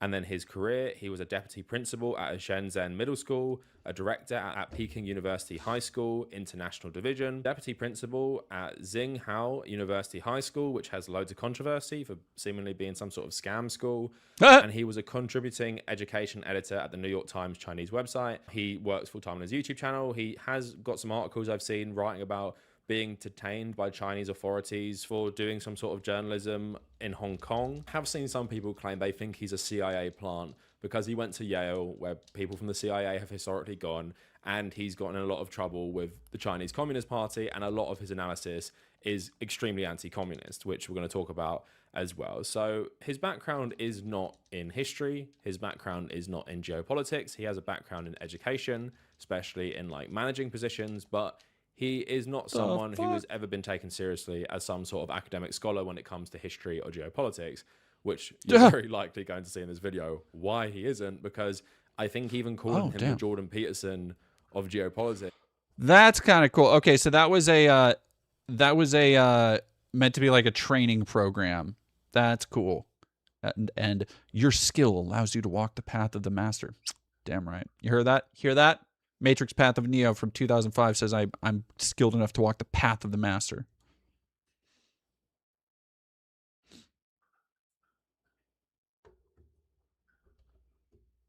All right, give me 1 second. Is far too kind. Let's just start with a random clip I saw of why this guy just comes across immediately with bad vibes. So here's just a random clip I found on social media. He's basically saying Russia is a very violent society and historically has been very violent in a way that is unlike the United States. Why are the Russians so pessimistic? Okay, first of all, it's really cold in Russia. Ha! Okay, if it's cold, you're not that optimistic. Oh man, Pop Psych is the fucking worst, dude.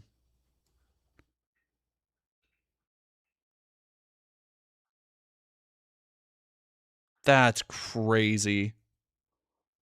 It's like, yeah, why are Russians so mean? It's fucking cold there. Have you ever been to Russia? Come on, man. Right? Second of all, Russian civilization is built on violence. Ha! Right? As opposed to American civilizations? Civilizations. Yeah, I mean, civilizations. There's multiple on the American continent. Huh? Like, by that metric, there would be no violence in, like, the Middle East? Yeah, no, I know Velvet Fire. I turned off the game audio. Because I can't have me talking, Dr. Zhang, and the game. the Americans basically went over and were able to steal the continent from the natives. The natives didn't really put that much of an existence. But Russia was built on tremendous violence. So that is a very short clip, but even if you're just someone who like understands any history, a red flag immediately goes up when he says, like, America, when they stole the native land, it was met with little resistance, but Russia is very, very... Oh, they have you do the Office scene and shit? That's crazy. The American genocide of Native American peoples throughout its whole history was the inspiration for Nazi Germany. It was the inspiration for a lot of settler colonialism, including places like Israel. And all of this stuff was done with absolutely tremendous violence. And it was a blueprint for a lot of the same settlements. So even if you're going to talk about Russian history being violent, you couldn't say that the US history itself wasn't extremely violent as well, and also very inspirational to mass violence across the Western world. So even someone who has a history channel, apparently, on YouTube, saying that Russia is very different from the US because of its violent history, this just doesn't hold up to reality. It should immediately put a red flag in your mind of, this guy probably doesn't know what he's talking about.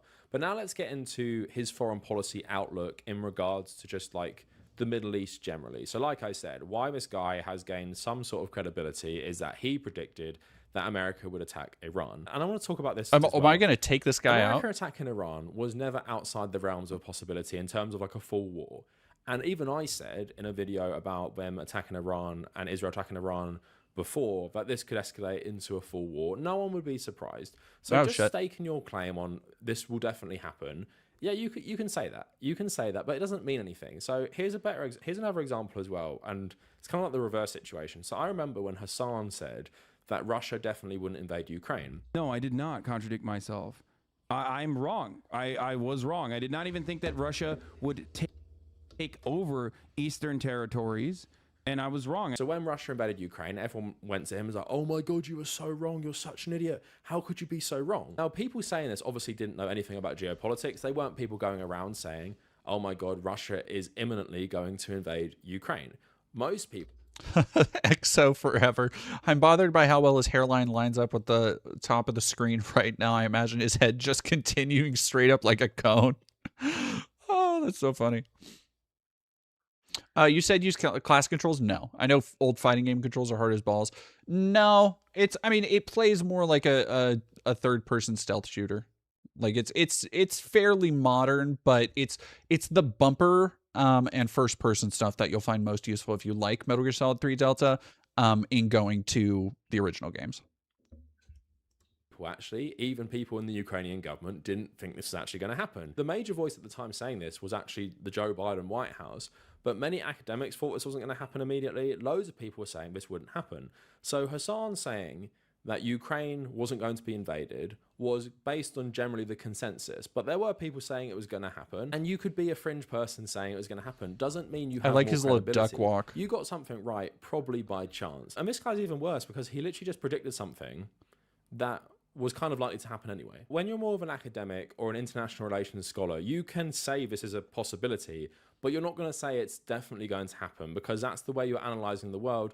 You're analyzing it in terms of different pathways, different ways things could go. You're not going to be so certain that one thing is going to happen. And as you listen to his reasoning for why he thinks of these things, you will know that he just got lucky that he has viral clips of him predicting something that happened. But now let's get into his bizarre theories about new global superpowers. So listen to his criteria of what countries will become superpowers in the future. There should be 3 countries that will emerge as great empires in our history, okay? Ah! Germany. Shit. Why? Because they lost World War I and lost World War Damn. II. Okay, that's what happens if I get caught. Guys, they were never an empire. They were never a world empire. So Germany, according to this theory, will one day come to rule the world, or at least Europe and Asia. Okay? And if you actually look at their history, what happened in World War I and World War II, they lost millions of people. Okay? So Germany will be one day a great empire. I'm pretty sure of it, actually. And then there's another country that will be a great empire, and that is Japan. Because Japan lost World War II. They were never a great empire. So Japan should come to dominate East Asia, according to this theory. Remember, the Americans dropped 2 nukes on Japan. Right? And also, if you look at World War II, the Americans destroyed Japan with firebombing. The Americans killed more firebombing than they actually did with the nukes, okay? but Japan was destroyed, it was humiliated. And now you go to Japan, you can see how energetic people are, right? You can see how open they are. And you can see how cohesive they are. You understand? Because Japan was destroyed in World War II, it's something that forced them to reflect as a people. And now they want vengeance, basically. All right? And the last country, of course, is Israel. Huh? All right? Because Israel, the people in Israel. That's fucking crazy, dude. Yeah, the same Japan that has basically no military. The very same. Israel believed that for thousands of years they were persecuted by other people. Okay, so these are the three great empires that we will move towards in our history: Germans, Japanese, and the Israelis. Nvidia. Okay, does that make sense? All right. The Americans are done. How about China? Done. You know when I said some of this guy's videos are like the ramblings of a madman at a pub? This is a great example. So his criteria of what will become the new empires in the world are if they suffered at the It hands is of the war. Silveroff. So because Japan had loads of bombings on Japan by the Americans, fire bombings and nukes, they want vengeance, and that will help them create an empire. Germans, because of World War I and World War II, they want vengeance. That will create an empire in Europe and Asia and the Middle East. And Israel, because people who have lived in Israel came from persecuted backgrounds or something, so they will become a new empire. It's insane. And also you can see the little things he says in the videos shows his history. How are you going to make the claim that Japan is going to become a new superpower in the world and say it never had an empire? Japan had a massive empire. Yeah, like that was the defining aspect of literally Imperial Japan. They had an emperor. What? Why is my fucking...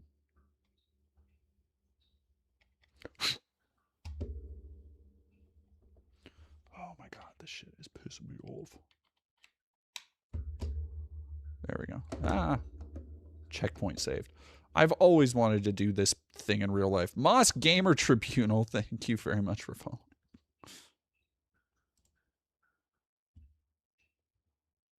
Empire in East Asia during the Second World War. I actually, you know, as you're going to see in this video, I actually don't think he knows stuff like this. You can say, like, of course he knows that, but, like, why is he saying that? Like, they owned Korea. They owned parts of East Asia for, like, 30 years in their empire. Germany also did have an empire as well. Not a big one, but it did have an empire. So his criteria for these things is not based in anything tangible, because no international relations theorist would tell you that the next superpower is going to be... I guess they're going to let me take the Israel, scaffold because I fucking... That's just not going to happen. China... That's where it ends in the movie. Everyone is going to be the next big superpower. And even if we're talking about, like, other countries, you wouldn't say Germany. Like, why the fuck would you say Germany? You would definitely, if you were going to speculate about other countries becoming superpowers or world powers, you would say more developing countries. Countries like India have way more potential to be a global superpower than a country like Germany or Israel or even Japan. Japan is in massive decline right now, especially because of its aging population, its xenophobic stance, and immigrants. It's not even going to keep up its current position in the world going forward. But this guy thinks because they've all suffered under World War II and they want vengeance, they're going to become the new superpowers. Like, what criteria even is that? It's not based in any reality. It's not based in any history. It's not based in any geopolitics. It's based on this guy's version of game theory where he predicts the future. And it's just completely out of touch and completely baffling. But don't worry, it's not going to get any better. So in terms of his analysis of the war in Iran, he basically buys into a lot of people in America, or like the ruling elite in America. They are waging this war on Iran to bring about the conditions for Armageddon. Now, I actually made a video about this recently. It is worrying that there are people in the US military who actually think it's like speaking of which, biblical prophecy. Yeah, the Iran thing, the Israelis put out a video. I forgot to go off on this. They put out a video the other day. Let me see if I can find it.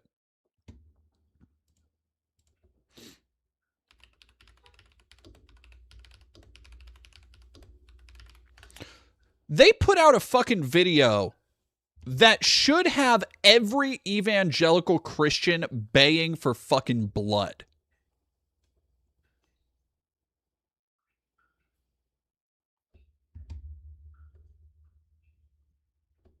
Goddamn, why? I literally fucking...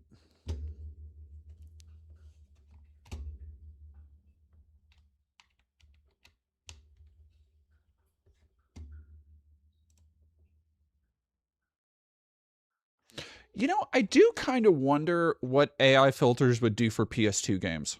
Low key. Like, I would be curious to see if it could competently up-res anything. Like not in terms of like reinterpolating it to look more realistic, just making it look more clear. Just working with the pixels that are already there. So like actual, that would be interpolation.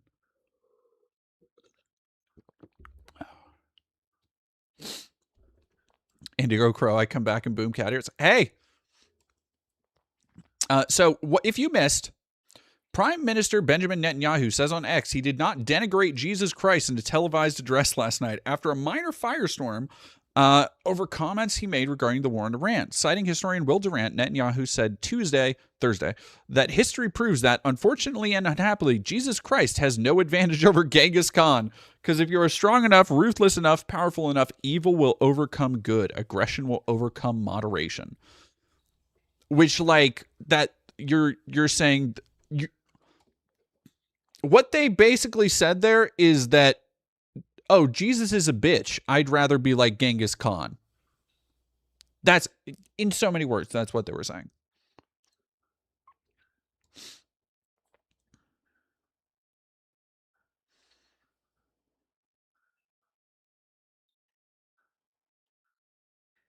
No offense was meant.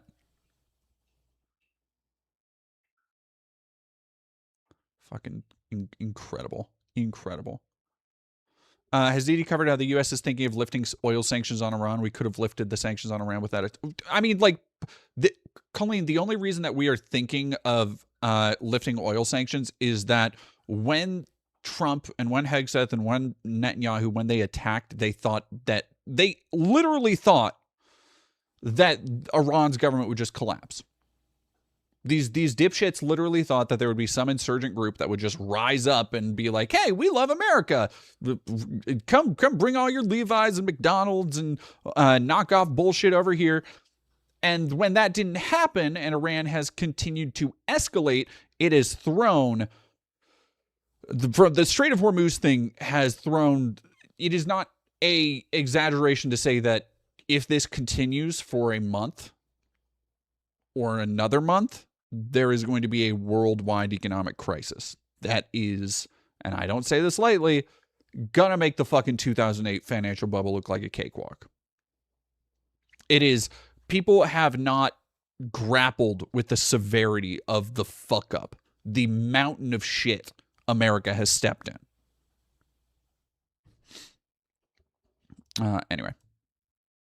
Back to Jean. War of Iran. And there's obviously a lot of people in very high profile positions in the US government who believe this, but I don't think anyone would say that is a main factor of the US government to wage war on Iran. There are so many more economic factors, which they've just outright said. It's about things like oil, and it's about dominating the Middle East for the United States. Yang thinks it's about dominating the Middle East for Israel, but any international relations theorist, someone like Mersheimer who believes in realism, they would tell you that it's pretty much about projecting American power, even more so in the Middle East, and taking out the last adversary to complete American and Western dominance on the region. I'll push you again. So they respected the Constitution. They respected the international rules-based order. They respected the opinions of the American people. None of this is true in this instance. The vast majority of American people were against this war to begin with, and they're still opposed to this war. There's already rumors of America using ground troops. So it seems as though this government, this Trump government, they have a script in place, and they just want to achieve this script regardless of the consequences, regardless of the political pushback. And that's what's surprising. So a theory is that this I didn't do that one. That one was not me. War. It's an eschatological war. And we know, and we can suspect this because there's been complaints about this American commander who told Can I push this guy? Can I push this guy too? This war, because this is a war willed by God. This is all part of God's divine plan. And Donald Trump is just a tool, a mechanism in order for God to achieve the end of the world, to bring back Jesus and usher in the Messianic age. And we just look at how the Israelis are behaving. If we just look at how these Christian Zionists are behaving. Jimmy Dore, you want to talk about somebody who has fucking fallen so hard. Jimmy Dore is like now knockoff Alex Jones level of crankery. It's crazy. Oh, okay, jeez. I don't want to give it up.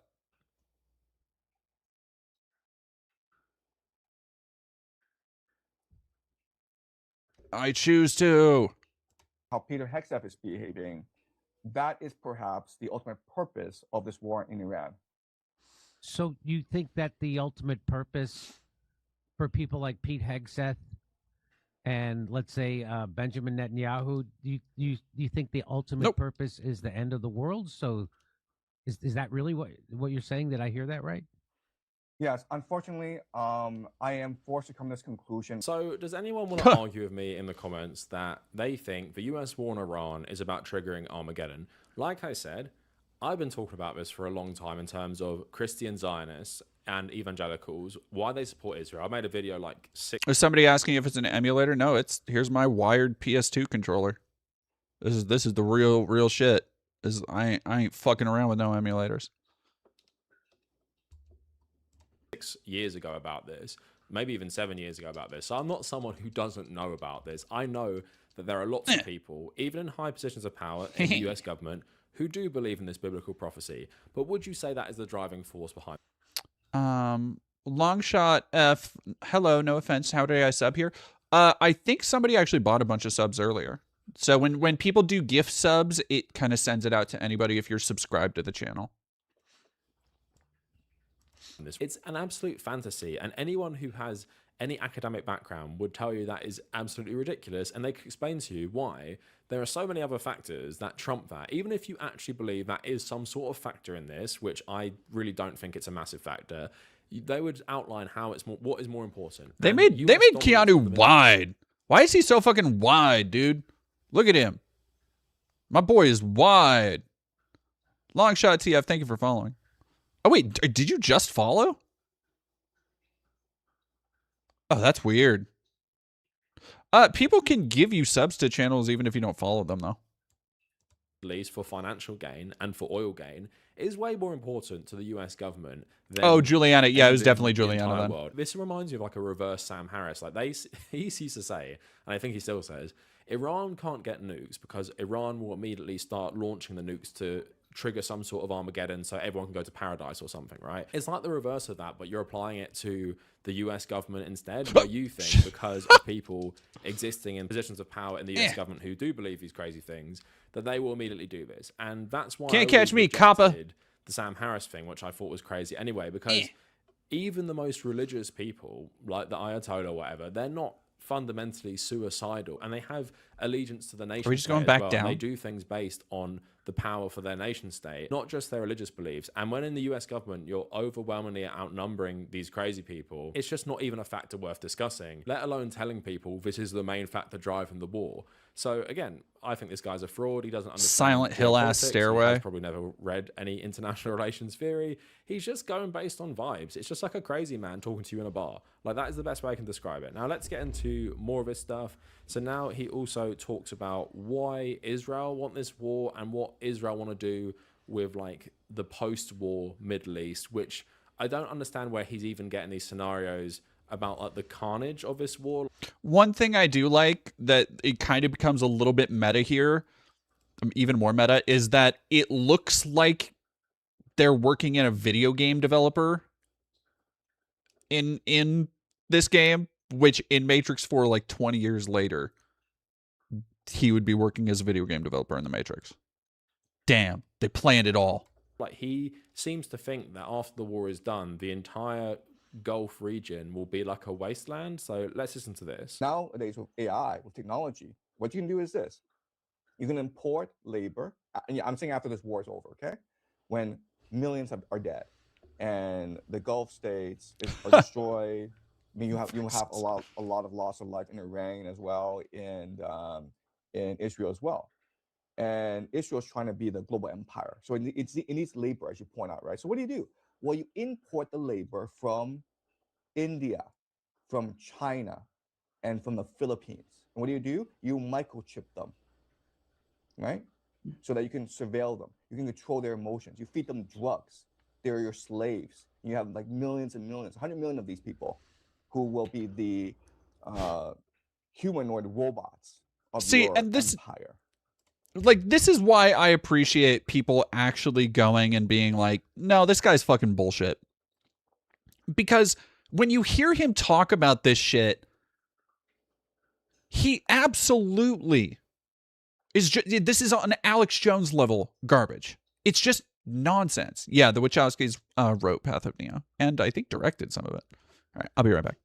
And it can all be done with current technology. You don't have to actually build new technology to do this, but you will need an AI surveillance state, and that's why Palantir is so valuable, right?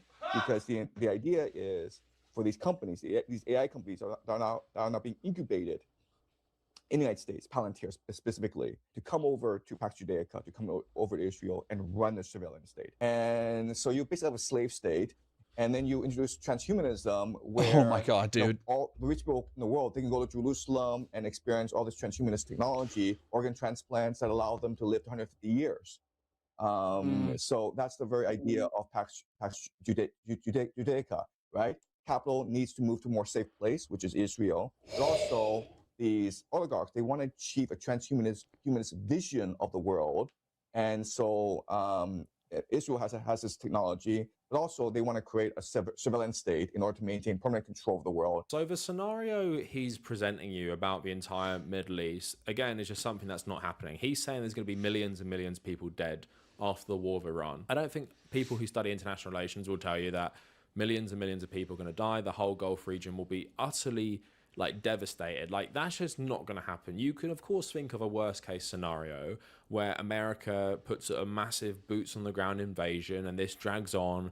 Iran start attacking the Gulf states even more and the Gulf states get involved, and it's pretty devastating to the entire region. But I do think, because of global economic forces and how important this region is, and also even some of the statements coming out of the US recently, I don't think there's a desire from basically any party, and even Israel as well, to escalate this into just the most insane war in the region, like the worst war you've seen since the first Gulf War or the Iran-Iraq war. I just don't think that's going to happen personally, and I would say most people would agree with that.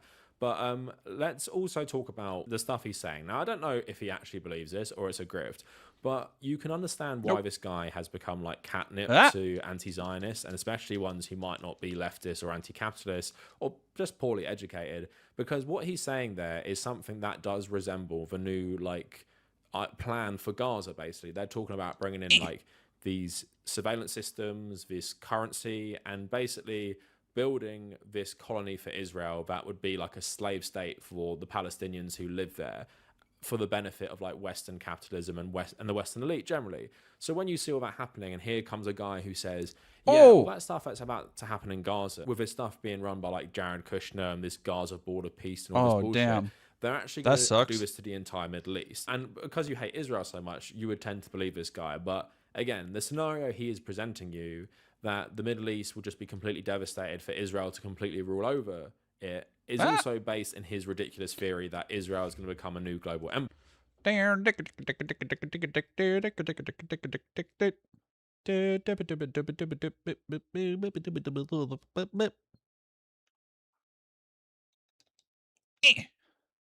Take that. All right. Low poly Agent Smith isn't real. He can't hurt you. And another part of that as well is Israel already does that with Southeast Asian labor. So do the Gulf states as well, with labor from South Asia and the Philippines and stuff. It's not necessarily something that could never happen, but combined with all his other statements, he's presenting you a ridiculous scenario, not based in any reality that will happen, but because it takes from something that is happening already in terms of the Gaza stuff, you would tend to believe this guy and think he has some sort of credibility. Now, he also talked about Jared Kushner being the new Jeffrey Epstein. And again, the ramblings of a drunk guy in the pub, because he's all over the place. We're just talking about every this is literally theory. And by the way, I will talk about this is really good a literal signposting for game development shit, where people get mad about yellow paint and stuff, but the bright red exit signs that contrast with the kind of green matrixy tone is so fucking good. Such fucking good diegetic design. Like, and it is perfectly, it's not like a like super on rail segment, so it doesn't feel like I can't fuck up. In fact, the rooms are actually kind of big. There's a lot of room to fuck up, but it I don't know, it's a good balance of gameplay tension. It looks like James Sunderland's run cycle. You ain't wrong. No, it looks more like Henry's to me. Him as some sort of credible academic. So listen to this. He's also talking to Sneeko, by the way, which oh no, I see. When Jeffrey Epstein died, who replaced him? And shit! Yourself, okay, who is Jared Kushner? Fuck you. Why is he involved in Ukrainian peace negotiations? Why is he an envoy to Israel on behalf of Trump? And why is he participating in the Iranian peace negotiations? Steve Witkoff and Jared Kushner are envoys who went to Ukraine. I love it's so fucking funny for Sneeko to be Sneeko of all dumbass people sitting here listening to this like, it's just that meme of like somebody being like, yeah, totally, and then not understanding what the fuck they're saying.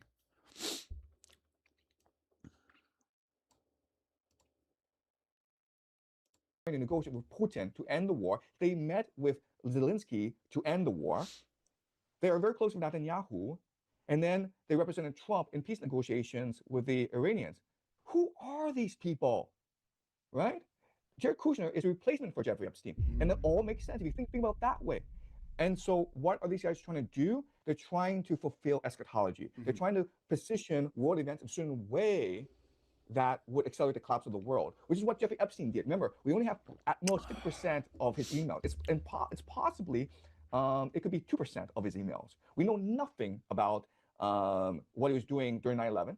In fact, you know, like you may not know this, but Howard Lutnick, who was chairman of Cantor Fitzgerald, the firm. His firm was 600 dead, about 1/4, 3,000 deaths. But miraculously, he wasn't there. He and his brother were not there. Right, and he's the current Secretary of Commerce under Trump today. Next door neighbors to Epstein. Epstein lived in Building 9. Howard Lutnick lived in Building 11. So you know, right? Like, what a strange coincidence that is. 9/11, right? Yeah. So we can assume that there was involvement. Jeffrey Epstein was involved in 9/11. And he was involved with Libya. He was involved with the 2008 great financial crisis. So this guy was clued in on all these geopolitical events. So who was this guy, and what was he doing? And if you think about it, it's very similar to what Jared Kushner is doing today, right?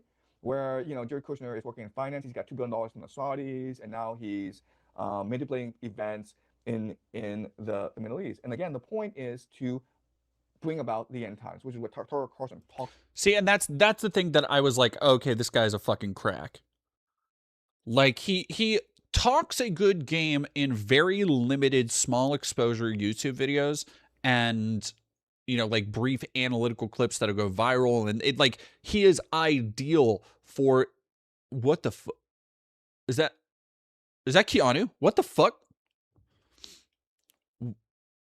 Oh, is this him learning Kung Fu? Dog, do I play the simulation where he learns Kung Fu? That's fucking crazy funny. And they got him dressed up like one of the Double Dragons. About and like you can't talk about this because how about Lubitsch is apparently a very sensitive topic. I watched Tucker Carlson's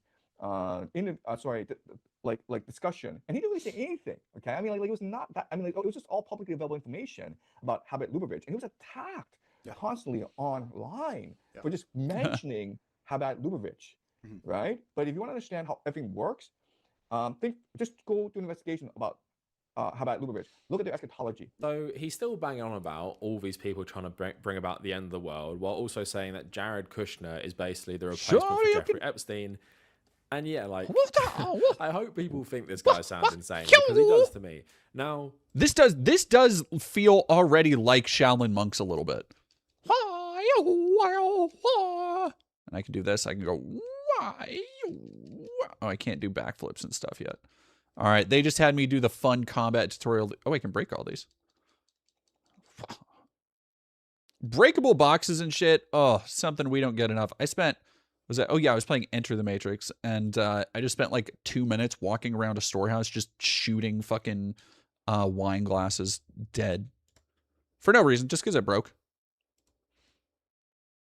Jared Kushner and Jeffrey Epstein are extremely different. I wonder, can I play? Kushner, can I play Shaolin Monks? Yeah, it's not that. It's a PS2 game. I can play fucking Shaolin Monks on stream. Maybe I'll play Shaolin Monks.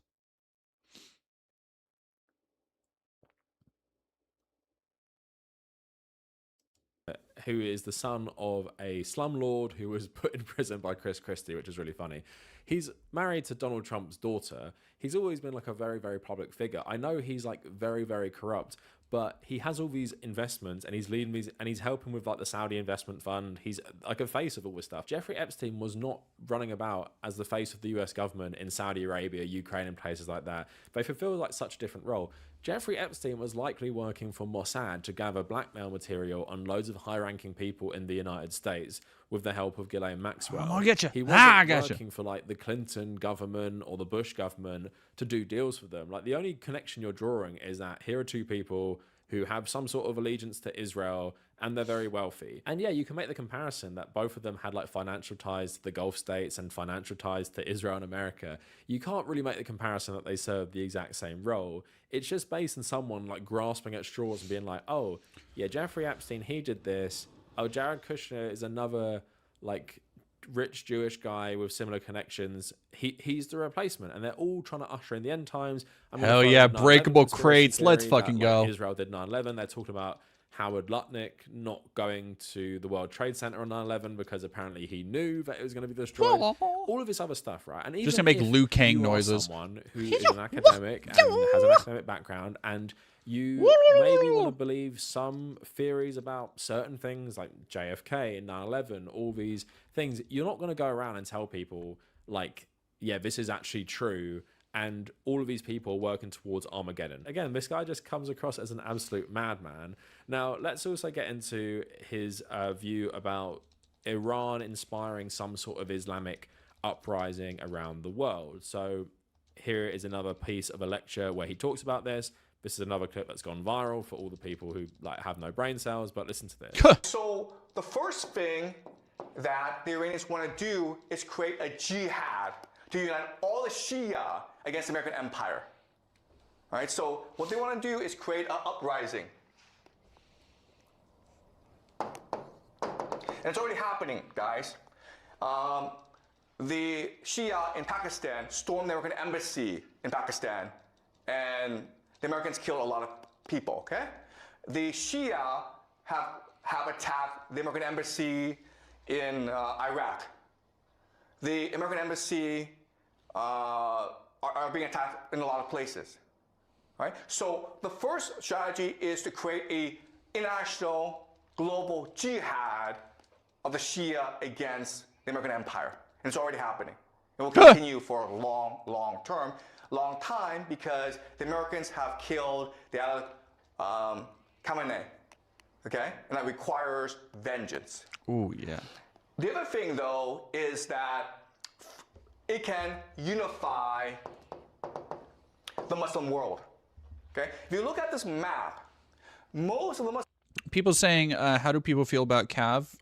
I've always been relatively chill with Cav. He's been on a weird fucking tear lately about the Graham Plattner stuff, which at the same time I get because I don't fucking like Graham Plattner either, and I trust that motherfucker about as far as I can throw him.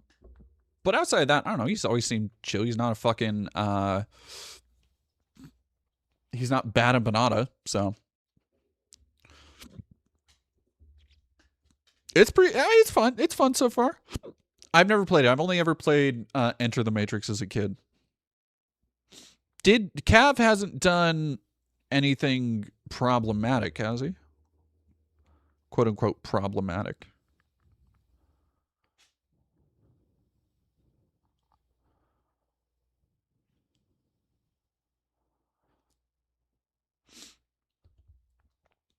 Yeah, I think that's a good way to put it. It seems like he's not someone to get organization principles from.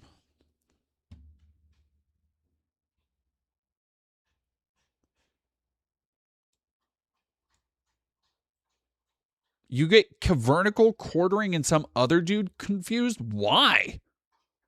Silverrot 3833. I'm so excited for you, DT.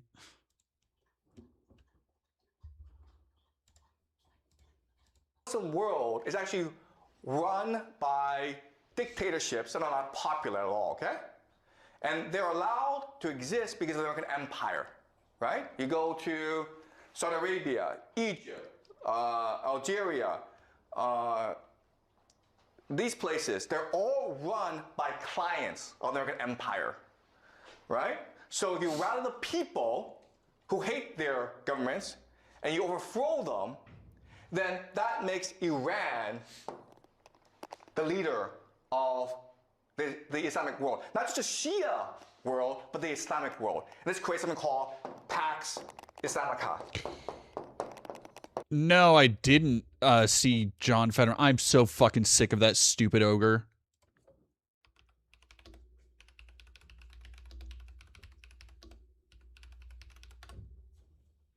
The idea that fucking Marquayne Mullins' approval hinged, that Rand Paul went against Marquayne, which, like, no shit, but then the deciding vote was fucking John Fetterman.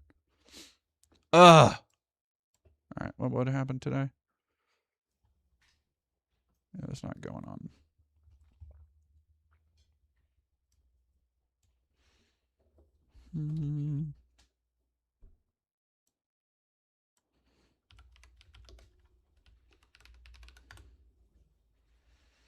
Like, no, he is literally, like, mentally impaired. It is so goddamn clear. There was a profile that came out last year about the dude. It is unbelievable that he is still in office. Somebody who legitimately should be out of the public eye, out of public life, is not prepared to parse reality.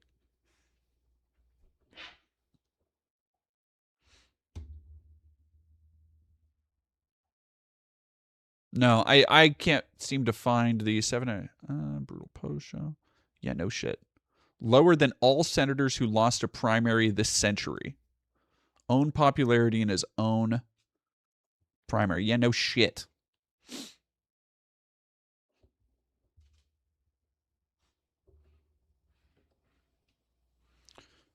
Dropped 108 points. He's down there with the Titanic. There's no historical analog to his unpopularity. Oh. His unpopularity is easy to explain. Since taking office, he has drifted hard to the right for reasons largely unknown. He is often the lone Democrat who votes alongside the GOP when he for instance, when he vetoed to continue funding the Department of Homeland Security or to advance GOP Senator Marquayne Mullins' nomination.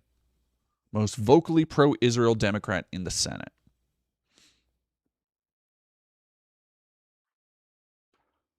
Hey, that seems like a fucking layup for anybody who wants to primary him. Yeah, no shit. Oh, God, yeah, that's a horrible story. That is the end goal, guys. Okay? If you do that, then you don't have to worry about the Americans and the Israelis anymore. Right? So the Israeli game plan, the American game plan, is to fracture Iran into ethnic enclaves, and they'll fight over water for the rest of their lives, and they'll all die. The Iranian game plan is to create a religious war, a crusade, that unifies the Shia people, that overthrows the American Empire and establishes something called the Pax Islamica.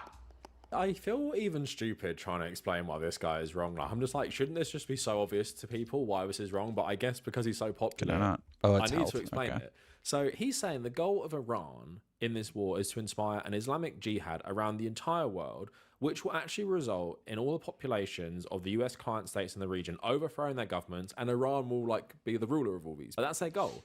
Iran don't think that. No one thinks that. Do Iran honestly think the Egyptian people are going to overthrow their government because of the war in Iran?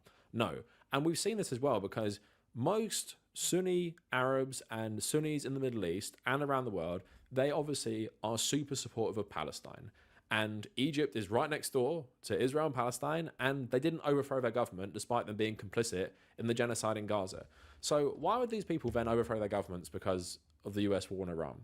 They won't. Now, what he is pointing at is versus I'm having a hard time trying to figure out what he's on. It's just the most basic armchair dipshittery about how like Israel end times and these are the real enemies and it's you know what it is? It's globalist. It's Alex Jones shit talking about the globalists actually control everything and they're trying to introduce transhumanism into the population, upload everybody into computers. It's all been declassified. It was all in the MIAC reports, folks.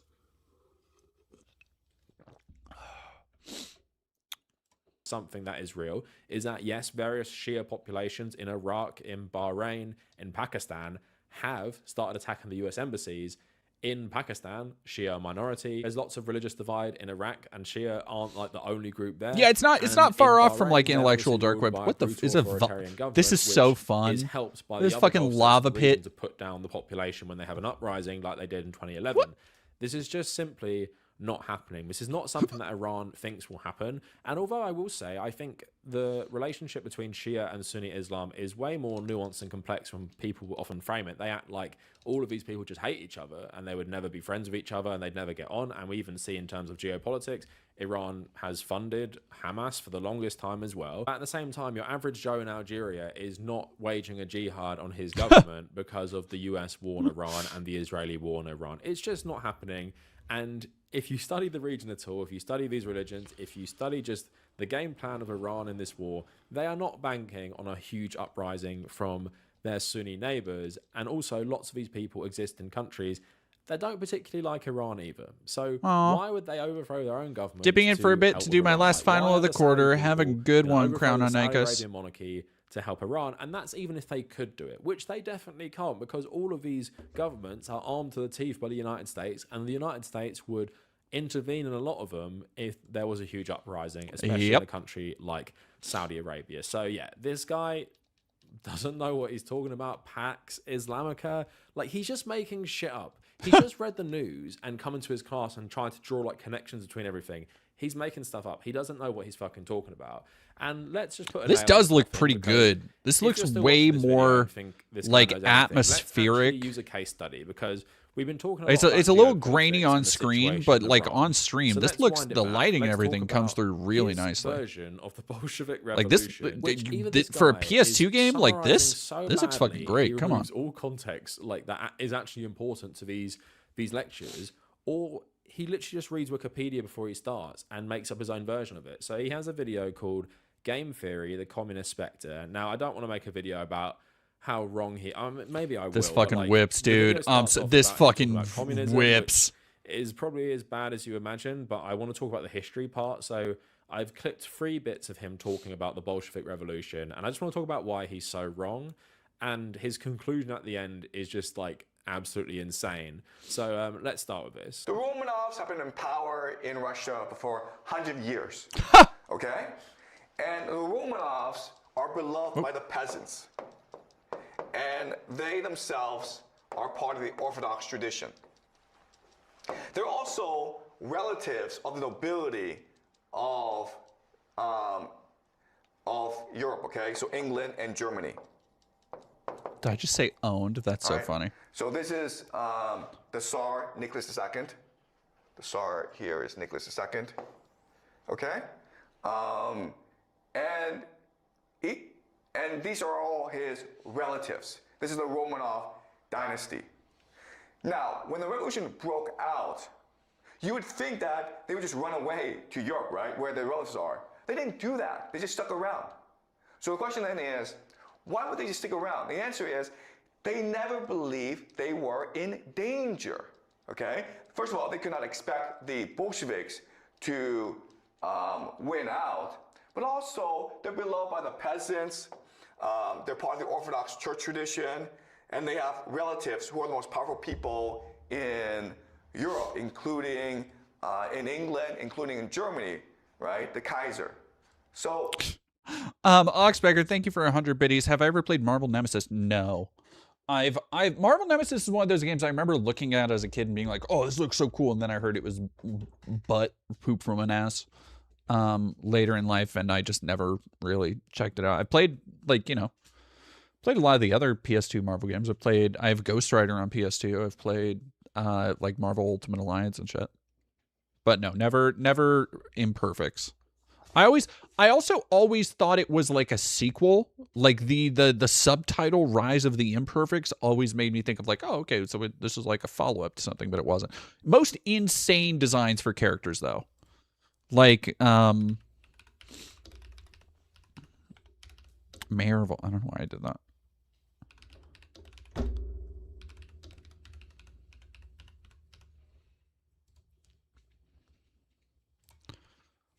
Like I remember Elektra has a tramp stamp and a G string, if I'm remembering correctly.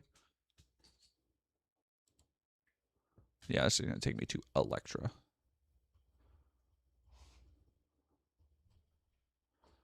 I have a fucking gallery. There we go.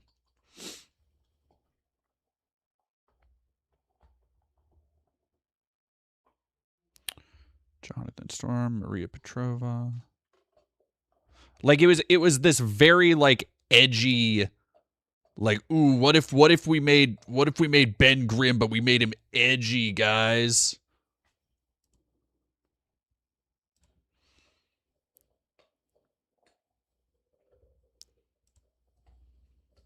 Let's see.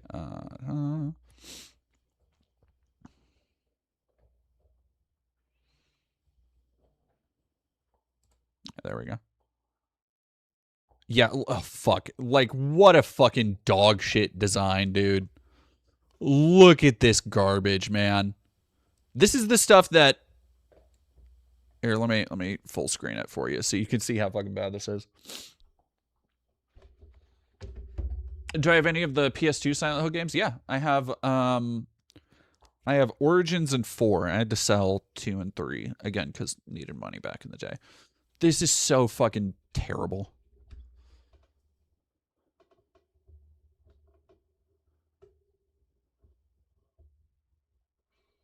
Oh yeah, no, this is the standard at the time. Like this is, yeah, rough stuff.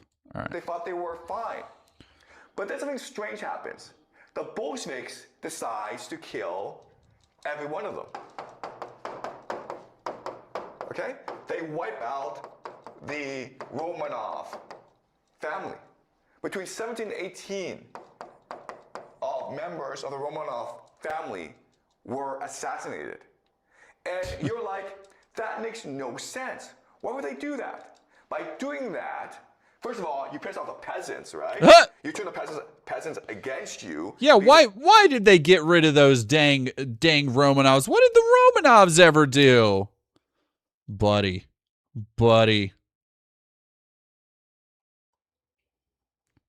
peasants love the royal family. You now get the families of Europe pissed off at you because you killed their relative, but also you come across as fanatical, bent on world revolution, okay? And then you piss off the Orthodox as well. So these communists are fanatics. He doesn't mention the 1905 revolution. He doesn't mention the February revolution that caused the Tsar to abdicate and the provisional government that was set up afterwards, which wasn't dominated by the Bolsheviks. And then obviously the Bolshevik Revolution came after that.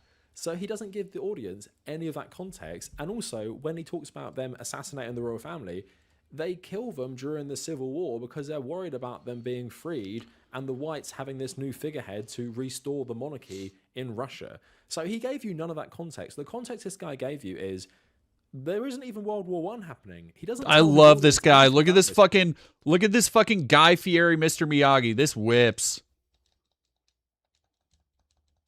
Oh, that's fucked up. Don't do that.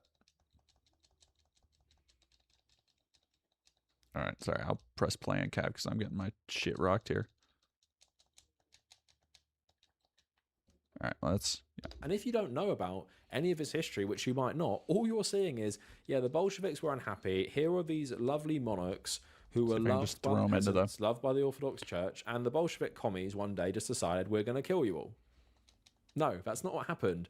And do I think he even knows that? Based on everything else he said, I don't think he's being malicious in terms of he's presenting you something where he omits loads of context out of a more sinister motive, because anyone could fact check this and just be like, well, you're fucking lying. I think he genuinely doesn't know some of this stuff, and he might have just like read this on like ChatGPT. I'm not even joking. So let's get into the next clip. Why would they do that?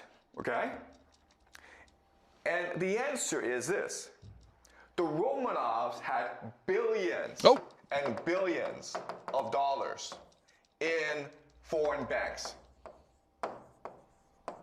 Okay? In the city of London, on Wall Street. Okay? A lot of their wealth, billions and billions of dollars, is stored overseas. What happens if they die? What happens if they all die? Right? Guess what? These billions now belong to the foreign banks. That's a lot of money, man. And in fact, this is exactly what happened, where they all died, and the foreign banks just took control over this money. And this is one of the great controversies of the 20th century. Okay? The government of Russia has been trying for a long time to get this money back, and the foreign banks like, well, you don't own this money. It's a Romanov who owned this money.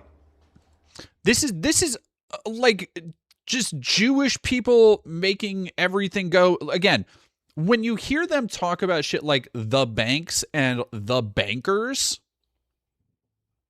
come on, man. Like you ain't slick. You're not being subtle. Okay? So this is evidence that the communists and the capitalists actually are friends. They're working together. Famously, yep. Again, this is the globalism is like secretly, no, it's all one giant hegemony, and it's all gonna try and make an Illuminati first world new world order government. Like, come on, man. Okay? Does that make sense, guys? But yeah, to put it in clear terms, Professor Zhang thinks that what is happening? What? So Western bankers could get access to the Romanov funds. And they didn't care that the Bolsheviks would take over Russia and make it into the Soviet Union and completely close it off to Western capital for decades and decades and decades. None of them cared about that. They just wanted access to the Romanov fortune, worth so much more than all that other stuff. So they funded the Bolshevik Revolution, and the only reason that the Bolsheviks killed them was because of this. Let me show you where he actually gets this, because he cites an actual historian. All right, another thing is that, again, the Bolsheviks are not that popular. Okay? The peasants are pissed off at them because they just killed a noble family. There aren't that many workers. So how can they fight this war? Well, they fight this war using... Aww. Erebus0001, thank you for $2 for a Pokeball. My fiance said, I choose you. Oh, thank you. Congratulations. I hope that means, if I'm reading that correctly, that means you proposed. I hope she said yes. They said yes. I don't know the gender. Mercenaries, okay? From Latvia, from China, from the Hungarians, okay? So there's well over 200,000 of these mercenaries. And you're like, wait a minute here. How did these guys get... What is this? First off, great freeze frame. What is the... y'all can't really see...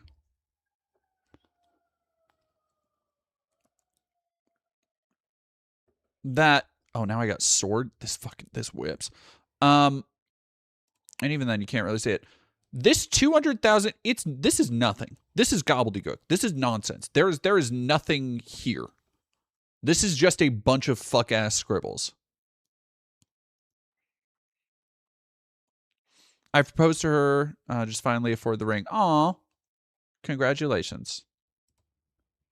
Paid. The Bolsheviks don't have any money. How are they getting paid? Right?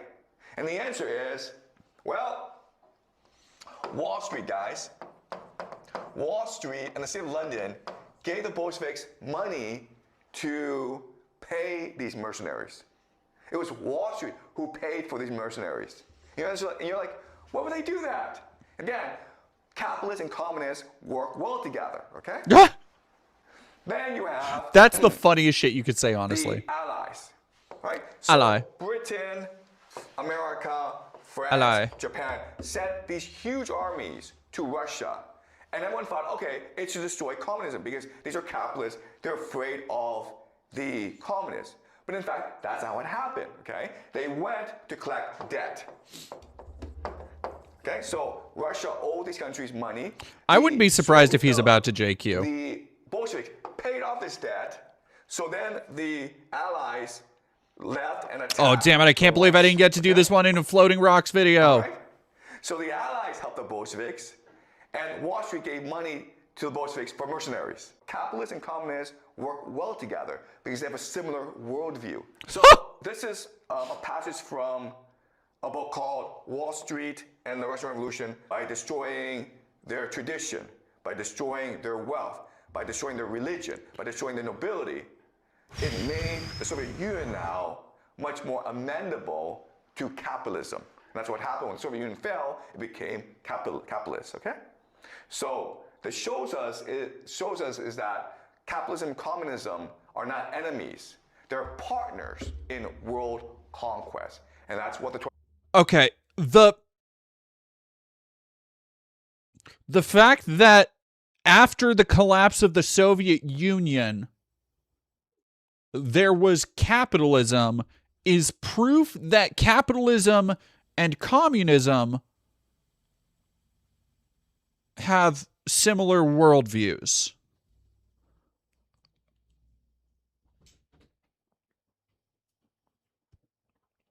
I've got no additional questions. Gino, dear, I think if I watched this stream on Shrooms, I'd get really scared. I don't think I ever want to do anything on Shroom. Well, other than be on Shrooms. Like, I feel like if I'm on Shrooms, I just want to vibe out. I just want to be fucking chilling. I just want to be, you know, getting a little jiggy with it. Century is about. So again, the ramblings of an absolute lunatic who thinks communists and capitalists are best friends and that Russia actually went back to being capitalist because of all this stuff that happened in the Bolshevik Revolution, which set the foundations. It wasn't actually radically that different. It's again just not engaging with any history. He's saying that that it went back to being capitalist. Oh, there's and a guy. communism isn't so different. The Soviet Union and that era of communism was radically different to the capitalist systems we see today, and radically different to what came after in Russia. We've all read about IMF shock therapy in Russia and how it completely destroyed just every single quality of life metric in Russia after the fall of the Soviet Union. But also this plays into generally a lot of Nazi conspiracy theories about the Bolsheviks. So Judeo-Bolsheviks is a term that the Nazis would use, and it's basically, it was spread by white Russians fleeing after the end of the Civil War, which they lost, and they went to Europe and said, the Jews are taking over. The Jews are taking over, and they're funded by the elites in Wall Street, they're funded by the Jewish bankers in the city of London, and they're taking over, and you're next. If you do not stop communism, the Jews are going to take over. And that's what they thought this was. So regurgitating this to your audience and saying it's actually a fact, that actually bankers funded the Bolsheviks to overthrow these governments for Wall Street to steal all the wealth of the royal families, is basically bordering on an anti-Semitic conspiracy theory. He uses that historian at the end to justify what he says, and I've read lots of criticism of that work because I was curious. I'd never heard of this guy before, and although he points out to some links between some people in the Bolsheviks and Western financial elites, it's not evidence to suggest that the Bolshevik uprising was designed by Wall Street to claim the Romanov fortune. So yeah, this guy is just totally insane. You have seen no context of the war. It says that all the European countries that actually fought the Bolsheviks for years, they actually sided with the Bolsheviks to defeat the whites at the end. Didn't actually happen. So he's just making up loads of shit to justify his anti-communism, saying that capitalists and communists are exactly the same. And even his view of the Romanovs of being like somewhat popular is crazy. The Bolsheviks were obviously popular because they were fighting for a new system of government after centuries of brutally being ruled by the Tsar, and they won not because of Western capital funding foreign mercenaries. They did have obviously foreigners fighting for them, but the Allies had loads of foreigners fighting for them at the same time. It was this more internationalist conflict, and the victory of the Bolsheviks over the whites was because of people who believed ideologically. Oh, that was a fucking cool hit. That looked cool as hell. This is just one example. I would be horrified to listen to this guy talk about anything, and I've actually driven myself crazy listening to him talk about loads of different stuff because he's so wrong. Christ, I actually know that fucking feeling about everything. It's not like Jordan Peterson, who obviously knows. Oxpecker, thank you for 30 biddies. One time on Shrooms, all the weed fell out of the grinder, but it landed on the heel of my socks. I had, oh no, not sock weed. No. Oh my God. Ninja Carrie-Ann Moss is Ninja PS2 Carrie-Ann Moss is doing things for me right now. I can't. Whoa, this is good for me, y'all.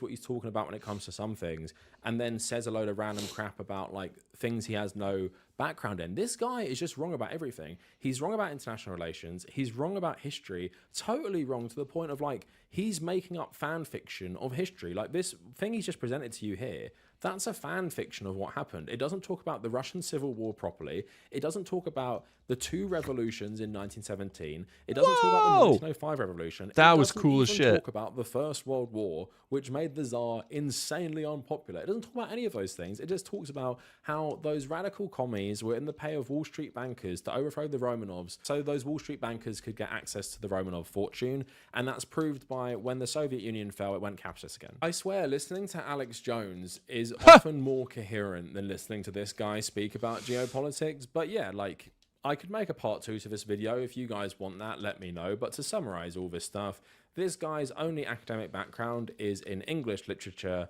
He has no background in geopolitics. He has no background in history. And I think that is very evident when you listen to him speak about any of these things. But basically what's made him popular is one prediction, which people say made him the Nostradamus of geopolitics, and also loads and loads of stuff about Israel being bad and being the worst thing ever, which he's not wrong about there in many ways, but also that allows him to say the most insane shit without challenge because the people who love him primarily are anti-Israel, and he's also playing into a lot of stuff about Islam being the best thing ever at the moment because this guy probably knows his audience, or he's just batshit insane and has just made up this insane political theory. He calls it game theory, but it seems to be completely revolving around the idea that the US and Israel do everything for religious reasons, and you can see his anti-communism, which is not the fucking case. Oh, I gotta strike down the true swordsman. Alrighty, chat. What else do we got? We've been streaming for about 5 hours now.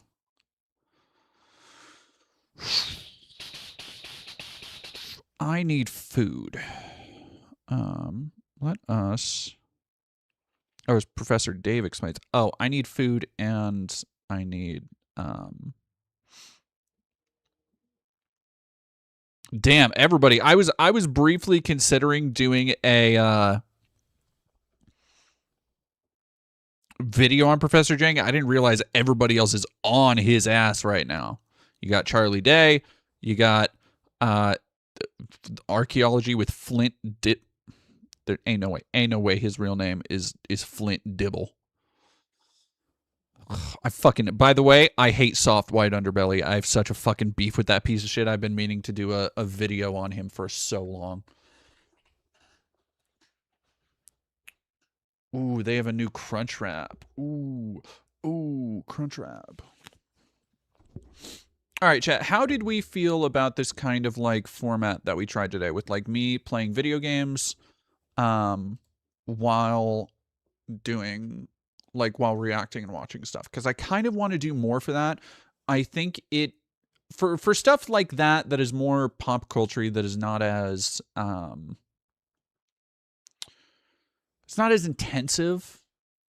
Well, it's still intensive, but it's not as like, what's the word I'm looking for? It's not as dire, you know, like if we were watching like war footage, I would feel disrespectful about playing a game in the background. When we're going over shit that is about people being put in camps and put on lists, like I'm not going to be playing a game for that. But for my personal engagement and my personal like ADHD brain, it is a little bit easier, especially if we're going to be watching stuff, for me to be like playing games while also doing that. And plus I want to play more PS2 games, and that I think lets me kind of double up on I'm still working while I'm still getting to play PS2 games and stuff. Yeah, Cal 1699. That's kind of what I was hoping it would end up as. I thought it was good, especially since it was more of a back half thing. You started serious. Yeah. Okay. Everybody fucks with that heavy. Cool.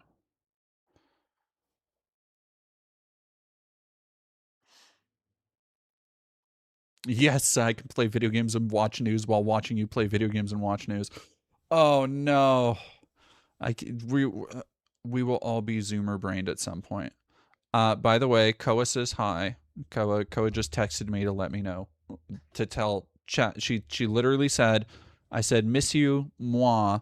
And her response was, tell chat I said hi. So that's for you, chat.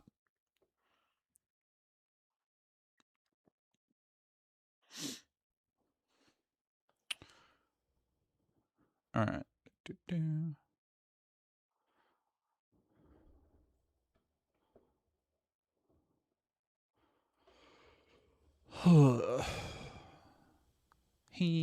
Hi, Koa. Yeah, I don't know. I've just been really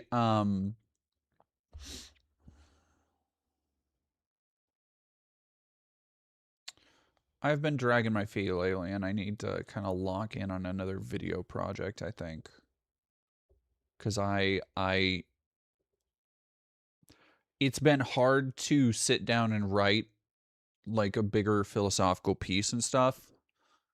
Like I want to, without being able to, like I am also having difficulty in shit that is like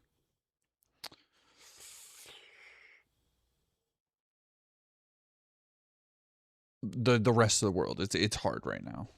So I thank y'all for being here. I thank y'all for the support. I thank y'all for engaging with the videos and stuff, even when they're hard sometimes. I'm trying to find, like, I really want to hit a more of a balance of stuff like the Daily Wire video. I want to do more stuff that is like a little bit easier. I've talked about this before. I don't need to reiterate it ad nauseum. But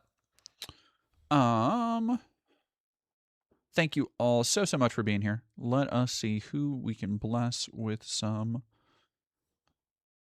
subbies. I need to do a subathon at some point.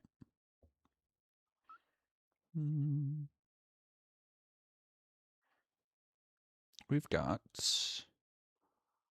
Frogan, SK Uwu, Bob Vids, Naughty Roomba, Casey Tron. Let's go say hi to Casey. Oh, you know what? Actually, no. We're gonna go over to friend of the channel, the Black Nerd Gaming. So go over. They have been working their ass off trying to do a lot of streaming and stuff lately. They do a lot of really good videos and stuff. They've been in chat a whole bunch. So go over, show them some support. Go follow, like, subscribe, and say hi from me over on Twitch. And fuck it, if you're over on YouTube too, go over to Twitch and say hi. And with that, I thank everybody. I hope you all have a wonderful rest of your night. Take care of yourselves. Take care of your community, and try